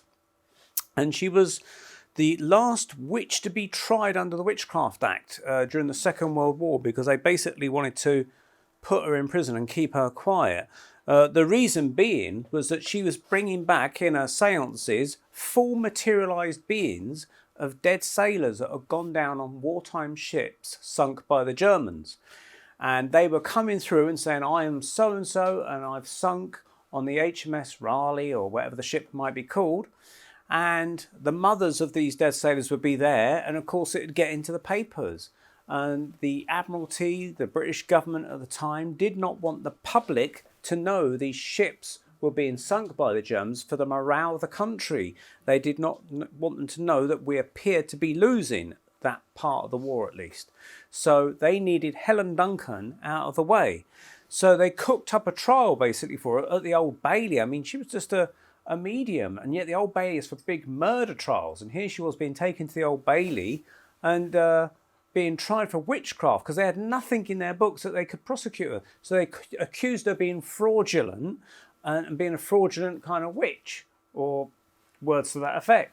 So she was put in prison for, I think, 9 months, until the war was generally over, and then she was released from prison, and then she started to practice her thing. But it was during those times when she was caught that someone actually expose her to the light. And in a seance, the idea is that you're not to expose people to normal daylight, because it has to be in a room like this where it's dark, and the manifestations, which are light sensitive generally, come alive, as it were. And someone, pulled something, switched a light on or something, and the ectoplasm that you see coming out of these mediums rushes back into the medium such force it can actually make them ill. And I think this happened to Helen Duncan. It actually made her quite ill. But she was producing some amazing phenomena. I mean, people would be manifesting, coming out their relatives and things like that. There's a picture here, which this is weird because you see this clearly a fake dummy here. And you're thinking, well, how can she be a genuine medium when this looks like a paper mache spirit? That looks stupid. Now, I spoke to Ben about this, and he said that these pictures were taken for the papers, and so it wasn't done under proper sense conditions. So someone said, well, let's see what these spirits look like. Let's make a model of one, and let's reenact a seance. So she was a little bit gullible, I think. She's had to put this visor thing on, this mask across her face, and they've obviously stuffed a bit of mousse or muslin under her eyes to simulate the idea it's coming out of her nose and going up and manifesting into this fake spirit. And this is probably a similar thing. She was a large lady, 22 stone, I understood. And so the idea is that this will manifest as into a spirit. But again, this is just cheesecloth or something just hanging from her face. But she was accused of fakery. The skeptics said, well, she's obviously swallowing this cheesecloth and has got two stomachs like a cow. And one, somehow she regurgitates it into the shape of a person. I mean, who can do that? Not many people. But somehow Helen Duncan can do it. She was the only breadwinner in the family. Her husband was ill, and so she was using these seances to provide for her family, a large family. I think it was 9 kids she had. So if you want to find out more about Helen Duncan, that's the website. I think the website's been created by her grandchildren, because they want her to be cleared her name under this witchcraft trial, as Ben's probably sort of mentioned to that. But when you read through the website, you read some interesting accounts from sitters. Don't look at Wiki, because it's just going to tell you, oh, she was caught faking or whatever like that. Wiki is completely unfair to anything psychic or alternative. This is one of the letters that they got through from someone that witnessed Helen Duncan seances in the 1950s. And it says, in approximately 1955, my late aunt introduced me to spiritualism. Her name was Lily Mackenzie. I was very sceptical, but agreed to to attend a seance which was held in a hairdresser's salon in Gateside Street, Glasgow. This is a small street of Duke Street in Denstone area of Glasgow. The medium was Helen Duncan, a lady I had never heard of or had met before. I was invited to examine the cabinet. This is the cabinet that these mediums sit in, like a toilet tent or a wardrobe or something like that, which consisted of a small curtain rod stretched across the corner of the room. In this case, so imagine in the corner of the room, they've taken a rod, suspended from one part of the wall to the other, and draped a curtain over it. So it's a makeshift kind of cabinet in this sense, okay? So you're only going to get one medium behind that, large lady, Helen Duncan. Above that hung a single red-coloured light bulb. They have red-coloured light bulbs, a bit like a film laboratory where you're developing film. You can see things without damaging this ectoplasmic force with a red light bulb. But if you expose it to normal daylight, generally it destroys it, okay? So the ladies from the audience examined her black clothing and shoes. I was then amazed when the curtain was drawn back by Albert Stewart. He was the spirit guide of Mrs. Duncan. He said, "Good evening, everybody." The audience chorused back, "Good evening, Albert," and then the seance began. My aunt rose to her feet and spoke to her father, because he had materialised, I guess. When she had finished, she indicated to me and said, "I have brought someone with me," i.e. this man. The spirit said, "Yes, I know, it's Sydney."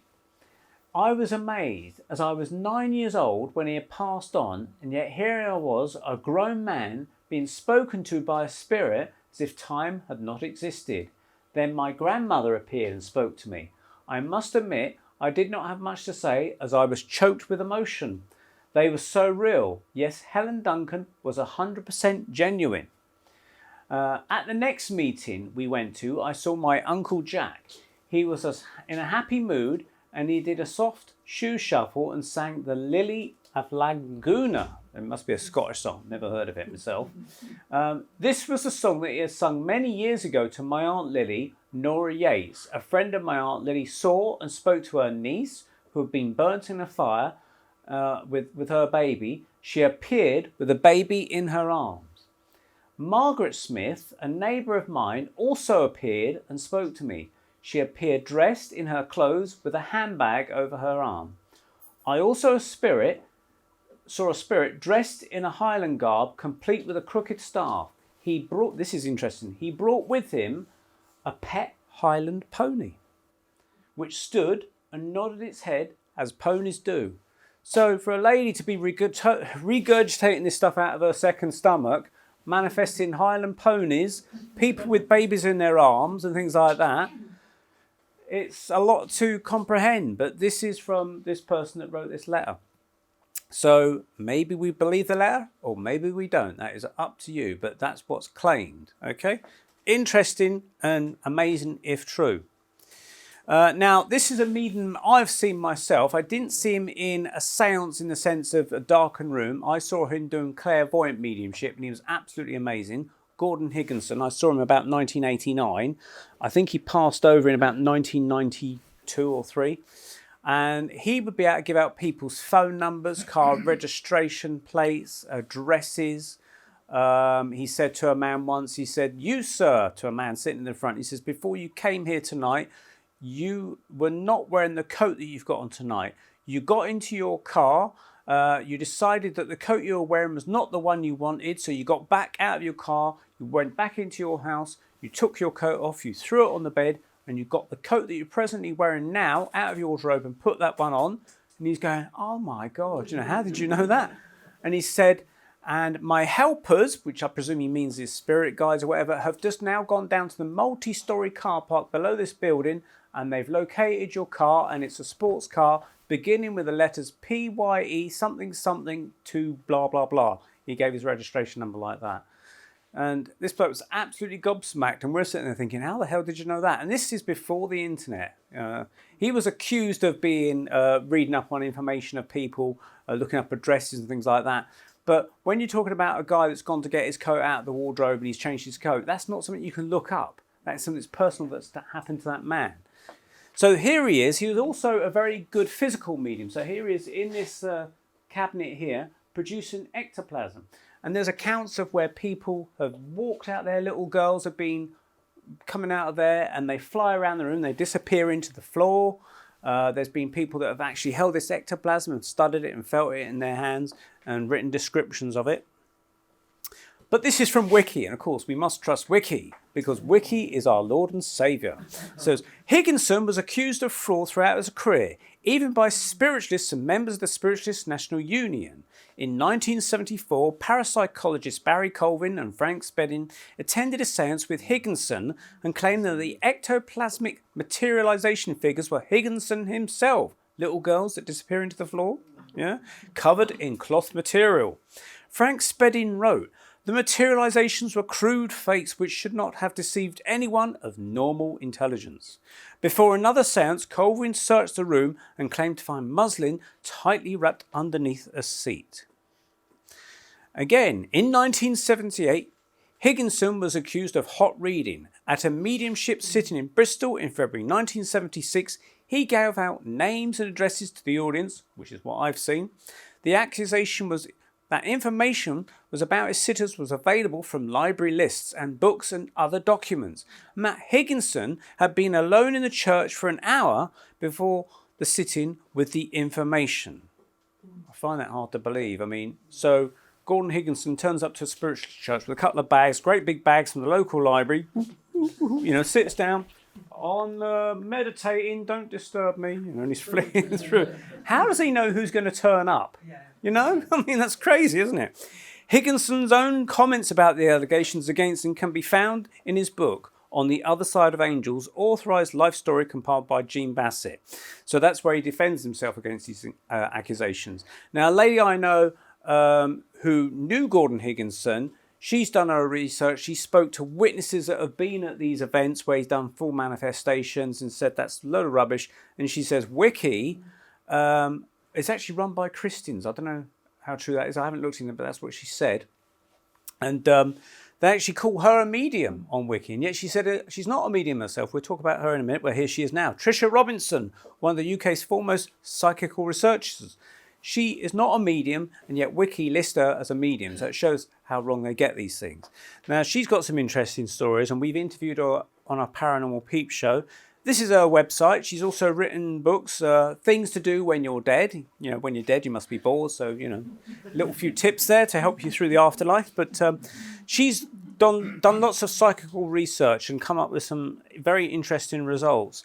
This is an account of a seance witnessed by Robinson. No, I think it was witnessed by people that she spoke to. Robinson recalls a 1975 seance involving the well-known English medium Gordon Higginson. One woman, Diane Mitchell, who would become Robinson's good friend, was highly sceptical and looked for fraud. This scepticism somewhat diminished when the white smoke, the ectoplasm, spilled out onto the platform and under the curtain, and then gradually built into the shape of a man. Robinson writes, the figure seemed to have a self-illuminating quality and was not just any man, but her father, and she was stunned. The materialised figure then asked her where her mother was. Many other materialised figures appeared and talked with individuals in the audience. About 2 weeks later, Diane convinced herself that the event did not happen, but she then struggled to again accept it and integrate it into her worldview. In other words, it's such an earth-shattering experience. You're told that someone's dead, but then that person who's dead is suddenly walking out of a seance cabinet and hugging you, talking to you, asking where your mother is. It's just absolutely mind-blowing. But this is because we've been programmed to say that death is the end of things. So when you find out it's not quite, it's going to disturb your psyche a little bit. And this lady who's a skeptic was having her worldview turned completely upside down. Now, she was also involved in finding a murderer. Trisha was asked by a mother of a murdered girl, could she help track down the murderer that killed her daughter? Now, Trisha, being a researcher, is in contact with lots of mediums, so she went to this medium who she knew to be very, very good, and he was in a cafe, and she said, can you examine the contents of this envelope? I've got a few things belonging to a dead girl, maybe a bracelet or something like that, and I want you to kind of tune in and pick up the information. And he said, oh, do I have to? I want to, read the paper. And she says, please. So he was very reluctant, but he did. So he just looked at it and went bang, bang, bang, and he named 30 things that had happened to this girl. Like she had a tattoo on one side of her arm, she had a cat, she'd also served time in prison, she was attacked by 2 men, and I think it was like 26 of those things were confirmed by the mother as absolutely true, and the other 4 remaining things that weren't confirmed by a mother was what Trisha held back because she said that they were too disturbing about the daughter's death, that she didn't want to upset the mother by relaying them back, so she didn't want those confirmed. But 26 of those things the mother confirmed to be absolutely true, that she was served time in a certain prison, even named the jail that it was. She had a tattoo. She also had a cat named such and such. I can't remember the name of the cat. But all these things were deemed to be true. And this was by a medium who wasn't even there doing it for the money. He was just doing it to get Trisha off his back, basically. Now, another voice medium. This is a Leslie Flynn, direct voice medium. So he didn't produce manifestations of spirits walking around the room, but he had, like the Wyman seance, produced voices. But in his case, he didn't use a seance trumpet. What would happen is that in his case, ectoplasm had been photographed that would form into like a human voice box, a facsimile of a human voice box that then used to speak. And so what they'd do, they'd place a microphone when he was speaking in public halls. A microphone was placed in this cabinet, which would pick up the vibrations coming out of this manifested voice box. And he would be tested. He claimed to be the most tested medium in in Britain or in the world perhaps. And what they used to do was tape up his mouth, and sometimes they'd fill it with water or coloured liquid. And so the idea is they thought he was doing ventriloquism. And so he'd have to hold throughout the whole seance this liquid in his mouth and have his mouth taped up. And at the end of this session, they'd take the tape off and they'd have to spit the liquid out to prove that it wasn't him doing the voice.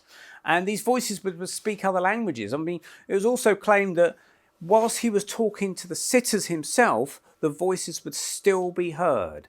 So it wasn't him throwing his voice. I actually know someone that attended one of his seances in 1990. This is Leo Bonomo. And he told me some experience. He said he went to this seance and he said that actually Leslie Flynn on this occasion wasn't in a seance cabinet. He just sat there in the room. And he said, I think the room was a dim light, possibly. I might be wrong on that. But he said he heard the voice of like a military man come through, talking about the military or something. Or he might have been a doctor, I can't remember. But he definitely said he felt the voice was moving up and down the room. It wasn't staying in one place. And yet Leslie Flint just sat there in the chair. And yet he could definitely hear his voice moving backwards and forward, talking. And Leo said that clairvoyantly he saw this man walking in his mind's eye with his hands behind his back as if he's pacing up and down the room talking about his life or spirituality or something. So that inspired Leo to write a book about Leslie Flint, which he has now got, I think it's now published. And he also took some of the recordings from the Leslie Flint website and sent them off to be analysed. And Leslie Flint apparently brought through personalities of well-known people. One of them was Winston Churchill. So Leo sent this voice recording of Winston Churchill off to this lab in America that does voice analysis. And they compared it to voice recordings of Winston Churchill in his lifetime. They weren't told that this was a Leslie Flint recording. They just said, can you examine this Winston Churchill recording? Couldn't tell me if it's him or not. And they said, there's a 99% match with Winston Churchill's voice, and yet this was recorded some 30 years after his death. So that's quite amazing stuff. So if you want to find out about Leslie Flint, that's the website to go to. There's things on YouTube, there's a recordings archive, there's photos, articles, books and things if you want to learn more about him. Very interesting guy. Lots of different personalities came through. Now this is Jeremiah, a Cromwellian soldier. You may not hear this very well. If you can't, I'll just skip it. Just give it a few seconds to fire off.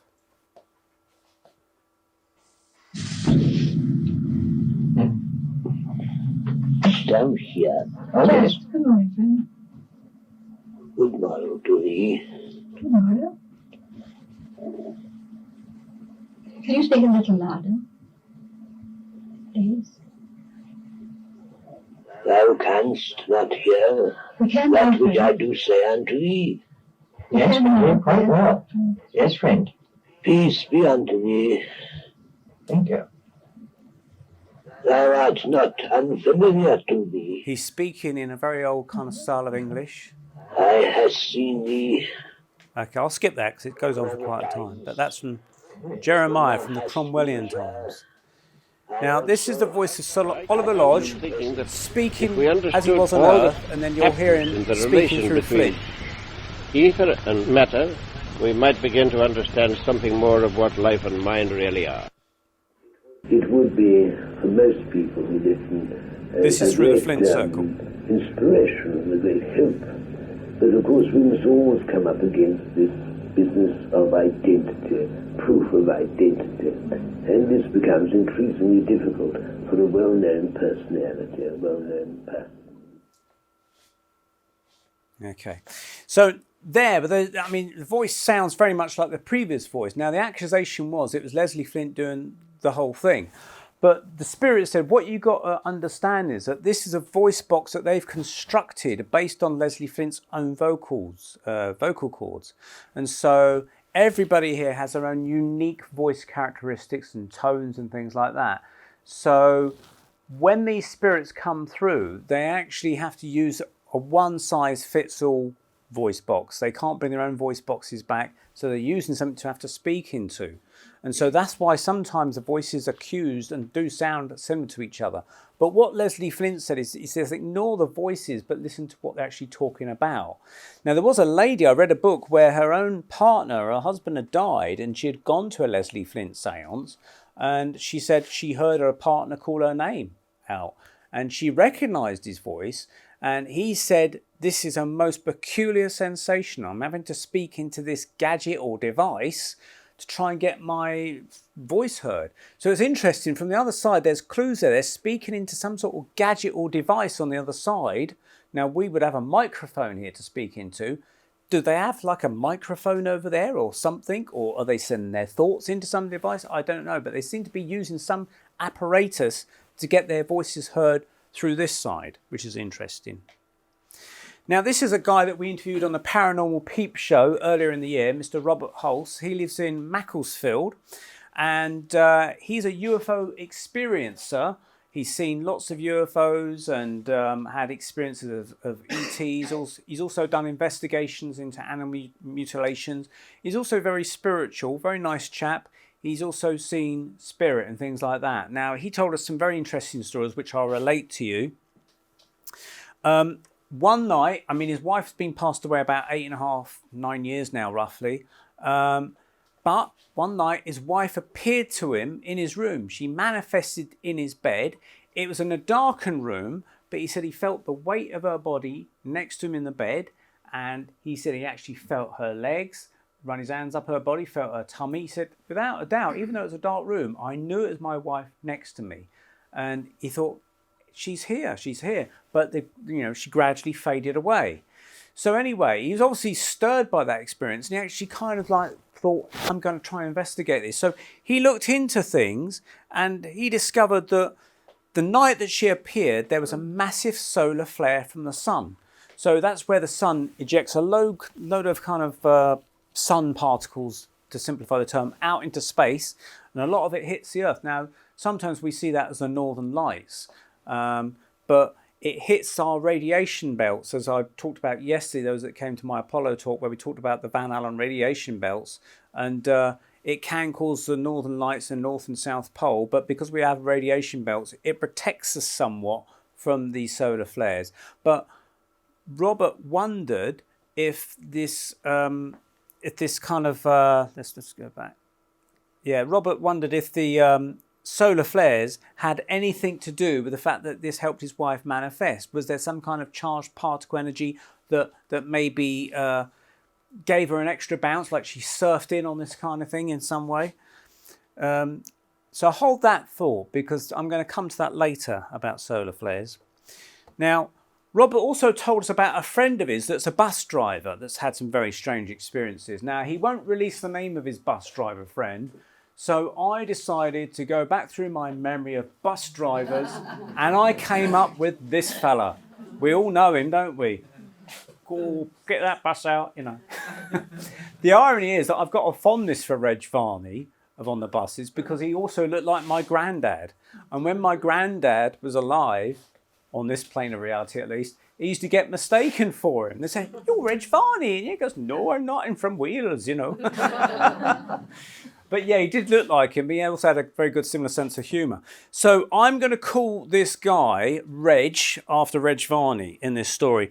Now, this Reg apparently has had contact with ETs. He believes that the ETs have fiddled with him and given him some sort of psychic eye. They've done something to his vision, that he can see spirits. Now, one particular night, he said he felt an impulse to go downstairs. He was hearing voices saying, "Go downstairs, go downstairs." And he thought, "No, I want to stay in bed." And they kept saying, "Come downstairs, come downstairs." So he thought, okay. So he got up in the middle of the night, went downstairs, and the living room door was slightly ajar, and he could see a blue light shining through the light. And he thought, did I leave like the curtains open and there's a blue light shining through the window? That's a bit strange. So he said he went into the living room and was confronted by 3 tall beings standing there. Well, 2 were sitting on the sofa, because, you know, you're a bit tired being a tall being, aren't you? You sit on the sofa. And the other one had to stand by the fire. So I created this image there in Photoshop to try and convey, maybe he saw something like that using wizards off the internet. Apparently they had these long beards and cloaks. This guy doesn't quite fit the bill, but, you know, he'll pass because he's in a sitting position at least. And I put this guy there as well, you know. I think they were waiting for their tea and biscuits, but basically they said, "We want to tell you something." Now, this was a few years before COVID came to our shores. And this fella said, things are going to get very, very bad. He said, I don't want you to get frightened, but things are going to change drastically soon. They're going to get very bad. And he says, you've got to watch America, because where things happen there will affect you here. So he said, just bear that in mind. He says, but don't get too involved with it. Don't worry too much about it. But I'm just telling you, this is what's going to happen. And they said, just don't get too involved. Don't worry too much about it. But there is light at the end of the tunnel. It will get better eventually. But they were basically warning him of what's to come. And then this COVID thing happened shortly afterwards. So he saw that. Now, sometime later, maybe a year and a half later, and this is more recently, probably in the last year this happened, maybe 6 months ago, this same Reg Varney bus driver guy, again, was in his hallway and he saw this same blue light in the living room. And straight out the doorway came this great big tall being, 7 foot, Hagrid wizard thing. And he said, I've told you, you're getting too worried about things. Don't worry about other people. You're taking it too much on board. And he said that what happened, this being put his arms around him and like gave him a great big spiritual hug. And then slowly he vanished. So this guy thought, crikey. So I thought, I'm going to have to make a cup of tea. So he went into the kitchen to make a cup of tea. And he went, oh, and got caught. And he thought, what's that? And apparently, somehow this cloak of this wizard had transformed onto him. And this cloak had got caught on something in the door or something. And he was still wearing it. So I said to Robert, I said, well, has he still got this cloak? And he says, I don't know. I said, well, has it dematerialised? I mean, if he's got a wizardy cloak from the spirit world, I want to have a look at it, you know. I want one, my invisibility cloak, the damage I could do with that. But I don't know if it still exists, but that's what happened. But he's saying you're getting too involved with things, but, you know, we're here to help you. So this guy's like an ET contactor. He's in touch with his spirit forces in some way. He doesn't go tuning in, it just seems to happen to him, and they picked him to tell him this stuff, you know. That obviously it almost sounds like the spirit world and the ETs are working together to kind of convey this message. Very peculiar. So that's Reg Varney there. So next time we watch it on the buses, you'll remember this story. Go on, Butler, get that spirit out. Now this is from the local area. Has anyone heard of Hunter Selkirk? Okay, I know Maureen has, because we just discussed it over Facebook. And this is a guy from Durham. Is that how you pronounce it? Durham? Durham. Like that. Durham. Okay. He was a medium in the 1940s and 50s. He died in 1965, I think. But he was a very unassuming man by all accounts. He wasn't boastful or anything. He was just normal, everyday guy. But he had fantastic things that happened to him. He could do your normal clairvoyance, and he gave demonstrations of that in the local towns and things like that. But he also manifested things in trance. And an account that I read absolutely amazed me, so I thought I'd share it with you here. This was from a book by Stuart, and I forget his surname. I've read this book recently, who was a medium himself, and he's actually gone and talked to people that were eyewitnesses to this account, written his book. So basically it says, one summer's evening, he, Harry Emerson, that's the guy that's a witness to it, and Hunter Selkirk, the medium, had an impromptu table tilting seance. And I know you've done that, so you know what I'm talking about, the tables moving around. The medium, who apparently was always matter-of-fact about his own mediumship, in other words, he wasn't boastful, he goes, yeah, I've got mediumship, so what type of thing, suggested that they place their hands lightly upon the tabletop. He said within seconds, his head, that's Hunter's, had fallen asleep on his chest, and he began to breathe heavily as he fell into the trance state. The other two then watched as in a good light, a thick stream of ectoplasm had emerged from the medium's mouth and slowly descended to the tabletop. Once there, it divided itself into two streams and then slowly formed at opposite ends of the table into individual mounds, out of which an animated forms had then started to manifest. One was that of a man and the other that of a woman. Both had attained a height of approximately 12 inches. One stood facing Emerson, that's the other man there, and the other faced my informant, that's the guy that's relating this story to the author. Both were pure white in colour, and they were attired in Queen Anne period dress. So if you think of Blackadder, Baldric, that type of stuff, that's the kind of clothes they were wearing. Both were pure white in colour and attired in Queen Anne period dress. The two astounded men clearly observed such details as the lace of the female dress and the male shirt cuffs. And these were only 12 inches high, remember. I want an action man like that. That sounds really cool. The buckles and boots were like everything else in miniature. I was assured that these tiny figures were alive and animated. The little figures had then bowed several times to the two men, and these are on the table bowing to these giants of people, of course, humans. They'd been so incredulous that neither of them had been capable of responding. Of course, when you see this sort of thing, you're gobsmacked, aren't you? It says, then as they watched, the materialised forms had quickly dissolved into the two component mounds, which themselves were quickly reabsorbed back into the medium. So they melted, basically, and then re-snotted back up him or something. A short time later, Hunter came out of his trance and with no conception as to what had taken place, asked, has anything happened? In 1965, at the age of 65, Hunter Selkirk passed into spirit. So I thought, I'm going to see if I can recreate that in Photoshop. So I found these drawings of these Elizabethan characters from a page, and I found these two guys. So this guy almost looked like he's going into a trance. I thought I'll use him. So I've kind of manifested this idea with the stuff coming out. And that's kind of the thing that they might have seen, something like that. But they were moving around. They were bowing to the people like that, you know, as probably they did in those days, a lot of bowing and curtsying and whatnot. And then they just dissolved and went back. I mean, I would have spoken to them if I could, you know, what's your names? How come you're only 12 feet high or 12 inches high? But apparently I've heard of tales where mediums have produced giants. You know, it's not just normal height people. As well as producing small people, they've actually produced manifestations of people that would like literally reach the rooftops of these places. That's a lot of ectoplasm.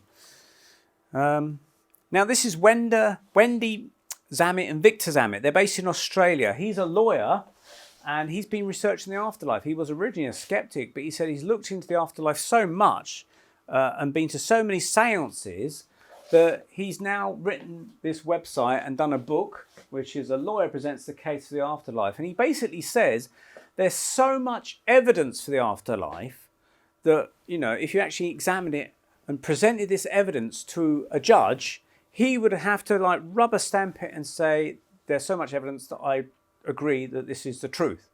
You know, you can't dismiss it. And yet you've got these scientists there saying there's no such thing as the afterlife, blah, blah. Well, have they ever been to a seance? Have they actually looked into it? Probably not. And yet Victor Zamet says you've got to be open-minded about these things. You've got to be sceptical as well because you could be taken a ride by some mediums.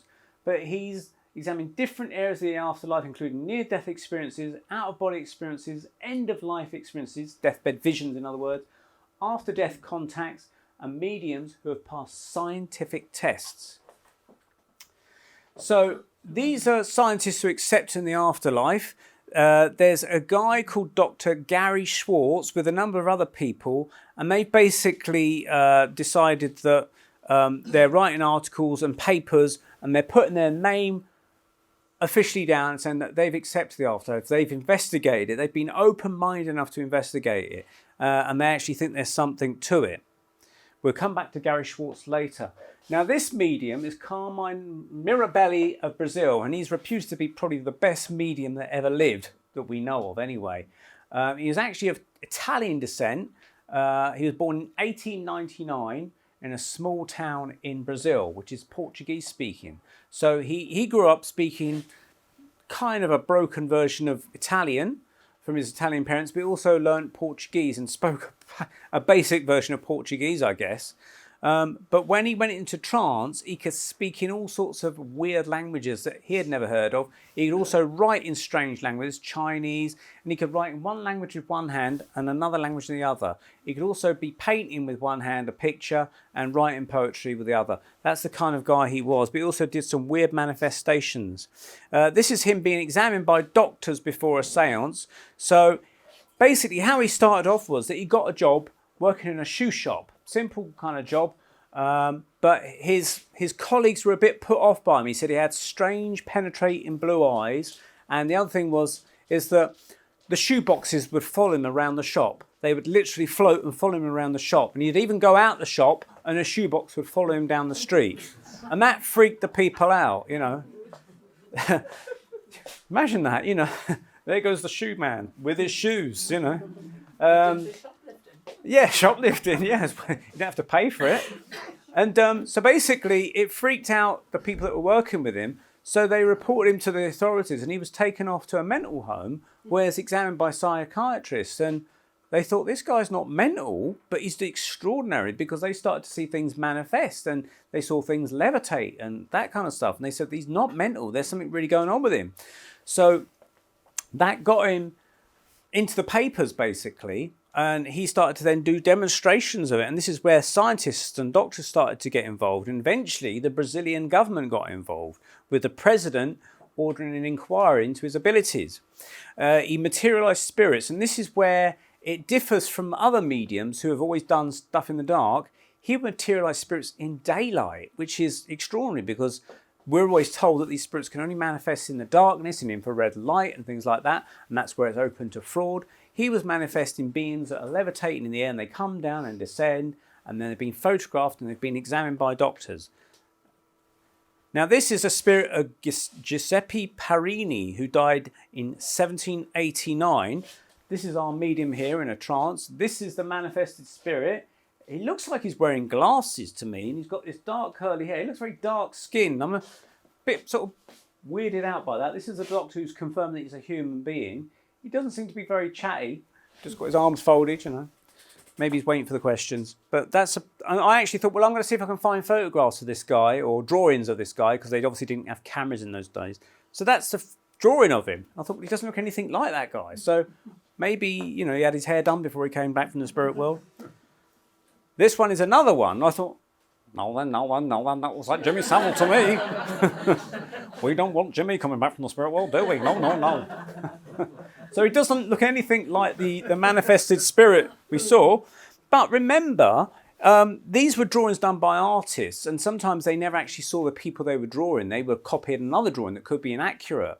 And obviously, today, we can just call up any image on the internet. Back in that days of the 1940s and 30s, you had no way of doing that sort of thing. They probably didn't even know what they looked like. And this spirit manifested, presumably, as he really was. On one occasion, they were in this room and a materialized Arab spirit manifested in the air. And it's like a 3-meter high ceiling. And then slowly descended down into the room. There was no ectoplasm coming out of his nostrils, the medium's nostrils. And this Arab spoke Arab. He gave his name, apparently. And then they examined him and confirmed that he was a proper human being. They examined him for 30 minutes. Then he said, you know, cheerio, I'm off, and went up into the air and then just vanished. And so he was photographed. Now, look at the white clothes he wears. You think, well, okay, he's an Arab. That's why he's wearing that. But get some white clothes appear in other spirits. Now, this picture is of Mirabelli levitating. And there's a lot of controversy about this picture because they believe that it's a fake. Now, if you notice the door here, you've got the daylight coming through here. You've got a light bulb above there. There appears to be no sort of suspension. He's in a lab coat for some reason. Now, this is the area of concern for a lot of people who don't believe it. They believe that he's actually standing on a table and he's taken the negative and scratched it out. Now, the BBC, being fair and unbiased, have done a TV programme back in the 1990s where they looked at people that could claim to be levitating. And, of course, they've looked at it and said, oh, yes, he's got a table. So they put a table in to show you how he did it. And so they're claiming that he's got this negative and scratched away at this negative to reproduce this wallpaper. I mean, if anyone's taken a negative and scratched into it, it's just going to be a lot of white squiggle under it. But, you know, I've looked at this picture in detail. The shadow on the top left is lower. You know, yeah, well, that's right. It is lower. It shows that the light, probably a flash bulb from a camera, is coming from that side, slightly the right-hand side, and cast it. Now, you can't see, maybe that picture's cropped, maybe, you know, this is the area of concern, but you do see in other pictures this pattern of the wallpaper behind his feet. So I wonder if that's them cooking up a story to suggest that he was fake when in fact he may have been doing the same thing. I mean, people said they saw cars levitate with this guy and all sorts of other things. Remember, he was levitating shoeboxes. That's how he got into the papers and was examined by a psychiatrist. So if he can levitate those and other beings that are levitating down from the sky come into him, it makes sense that he could perhaps levitate himself in some way. So you can see this kind of weird squiggly stuff. They're saying that he's got a needle or a pin and scratched all that out. But on the other pictures, you can clearly see this pattern on the wallpaper behind that. So that's a controversial picture of him supposedly levitating. Now, this is a fellow I find, a Hindu figure, materialises in mid-air, about 4 meters in the air. It was a garden party in the afternoon, broad daylight. Suddenly he was seen. I presume the fact they got cameras there, they're expecting something to happen, because Mirabelli was there, of course, and he says, I'm going to try something, and this figure appeared. He come down dressed in white again. Now, I'm wondering why they're dressed in white. Why aren't they coming down in their normal clothes? Well, I've heard claims that spirits will only manifest what they have to manifest. And so sometimes they'll have this white garb on because actually there's nothing under them at all. So this is a simple thing they put over themselves. Could be ectoplasm or something, so they don't have to manifest the whole head. Because I've heard cases in other cases with other mediums where they've lifted their dress ups and shown they've got no legs. They don't really have to manifest their legs, you see. And if they can levitate, it shows they don't need legs to walk around on. What gets me about this one, this is another guy. This is a Welsh medium who claims to levitate, but this is a slightly different kettle of fish. You perhaps can't see it, but in this blurriness, he's actually holding a cable. He's been identified as holding a cable. Notice his feet are blurry. He's doing this in the darkness, and there's his chair. And so he's saying he can levitate, and what we think is probably happening, he's standing on the chair in the darkness and then jumping off the chair with that cable. He's triggering the camera and the flash to go off, and it photographs him. So it looks like, from our point of view, he's actually levitating. But of course, the stupid thing is that once you're up in the air, you're going to come back down with a thump and hear it. So I can't see how he can convince these people that he's levitating. Whereas Mirabelli wasn't holding cameras, he was doing it in broad daylight. This is that figure we saw earlier on. Now look at the eyes here. This is a bit weird. What's happening there? Is this what happens when you travel through hyperspace from the spirit world and you're sort of gone goggle-eyed? Maybe it's the manifestation hasn't completed manifesting properly. But after this, I thought, well, we've definitely probably had spirits like this in the UK, because I've, on stage and screen. That's one I'd rather forget, to be honest, but there we go. Now, I spoke earlier about the solar flares when Robert talked about his wife manifesting in the bed, and he said that there was a solar flare that happened, and he wonders if that was anything to do with the power that his wife used to manifest in his bed. Now, Brazil is obviously in South America, and for those that was at my talk yesterday, I talked about the Van Allen radiation belts. Now, the idea is that they form a donut ring around the planet of radiation, but there's parts where the magnetic field is slightly disturbed, and it's where the radiation comes down closer to the Earth, and it's called the South Atlantic Anomaly, and that's where radiation is coming down over the Earth, and it comes down, interestingly, mostly over Brazil. So does that in any way, it's only a hypothetical point, does that in any way affect the manifestations of spirits there? Does it give them some energy, charged particles? Does it help them manifest? I mean, this guy is doing his manifestations in broad daylight. Are they getting this energy from the radiation or the solar power or whatever it may be? I don't know. But it's just an interesting thing. I mean, it's an anomaly in itself. But it's an interesting point. Now, moving on to the UK, we have Sir William Crookes. Now, he was a guy that was a chemist. He understood physics, a very clever guy, cathode ray tube or something like that. He was looking at all sorts of technical stuff. I can't remember the science he was mostly involved in, but I think it was chemistry as well. Now, he was quite well off, and he had his laboratories at home, and he actually investigated mediumship. He was quite intrigued by it all. And so he investigated a medium who was only 15 at the time called Florence Cook, and she claimed to manifest this spirit called Katie King. So he studied her for 3 years in his laboratory. I think she almost lived at this house. The fact that he was studying her every evening in his laboratory. His wife used to witness these things. His family members used to witness it. There was an occasion where Katie King manifested, and Sir William Crookes and his wife had recently had a baby, and Katie Cook manifested, and she said, "Can I see your new baby, please?" And so his wife said, "Yeah, I'll go and get her." So she went off into another room and brought back the baby and placed it into the arms of this manifested spirit, Katie King, which is this lady on the left. And she held the baby in her arms and looked lovely and spoke about how lovely the baby was. And after a few minutes, she handed the baby back to her. This was the medium on the right, Florence Cook. Now, I think she's slightly older here, but at the time, as I said, she was 15. So she was a young teenage girl, but yet she had these amazing powers. Skeptics have said that Florence Cook and Katie King were one of the same person. And so, obviously, Crookes, being a lodge, Crookes, I can't remember what I'm talking about now, said that they were different people. He examined them correctly. He basically looked at the differences. One had pierced ears and Katie King didn't. And Katie King had a very perfect looking skin, whereas there was moles and things like on Florence Cook. So he knew them to be two separate people. There was also an accusation that it was another medium that was also being studied in that household at the time. But I don't think it was that, because if you got those sorts of manifestations there, that medium would also be in the room watching, I suspect, and seeing it take place. But if she wasn't there, there'd certainly be the point where they'd say, well, where is that other medium? Surely, could it be her or not? I don't think it was, because the reason being is this Katie King was also manifested in other seances in Australia, for example.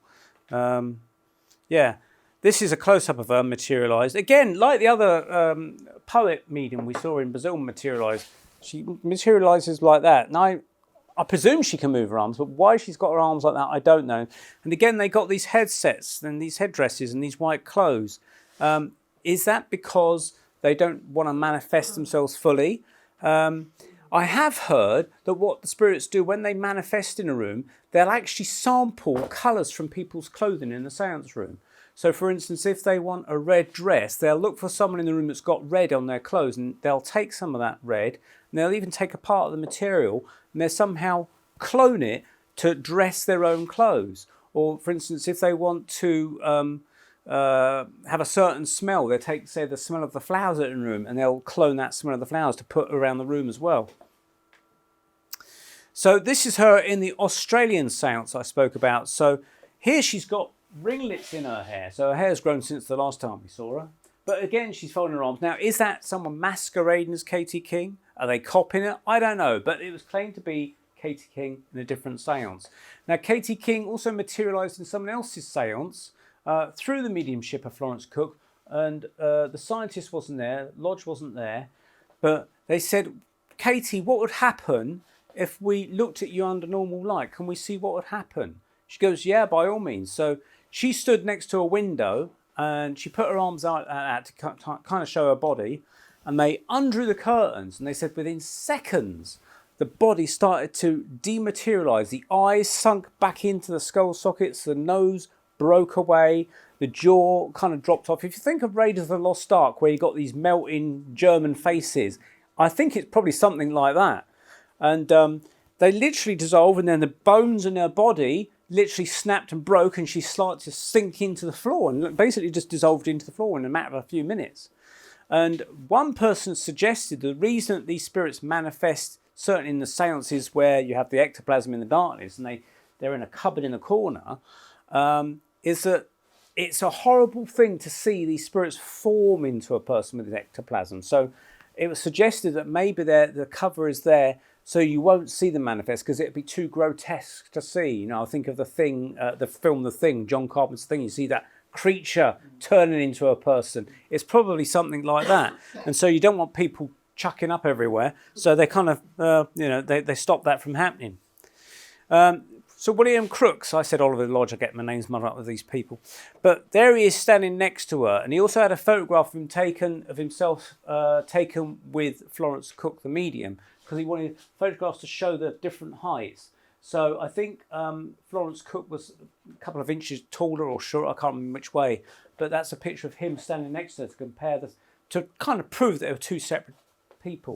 You can actually see her hair in this one, which is interesting. Now, Katie King came with baggage. She came with her father, her John King. John King was her father. Now, both Katie King and John King, the reason they were returning was to make amends for their past lives. Because apparently in their past lives, they were pirates and buccaneers, and they did a lot of naughty things. And so when they found out they continued to live after their death, it kind of affected them, the bad deeds they'd done on Earth. So they agreed in some kind of pre-spiritual agreement to come back and try and prove life after death, to clear their debts, so to speak. So this is the pirate and buccaneer John King. And again, he comes manifested in this kind of stuff. But this is in the Victorian times taken, but he's also manifested in a seance in 1974. I have seen a picture of it, and he does look very similar. Now, again, whether this is, I mean, I don't think it looks like the medium with the false beard, but, you know, whether this is true or not, I don't know. But certainly it was claimed to be, and the scientists actually invited these people to come and investigate for themselves. William Crookes invited other scientists that he knew to come and see these things, these manifestations. But these people said, no, it's all rubbish. They never actually bothered to investigate. And so I think that's where science has a downfall, is that there are people so closed-minded and skeptic, they won't even bother to come and see your claims, where there is proof if you go looking for it. Dr. Carroll, another scientist, consciousness would need to be something that exists separated from the body, and it is not. So how do we know that? Because they've told us that, you see. However, of course, we can rely on the really good scientist, Bill Nye. He's the science guy. Most people in America know him. And he says there's overwhelming evidence that proves there is no afterlife.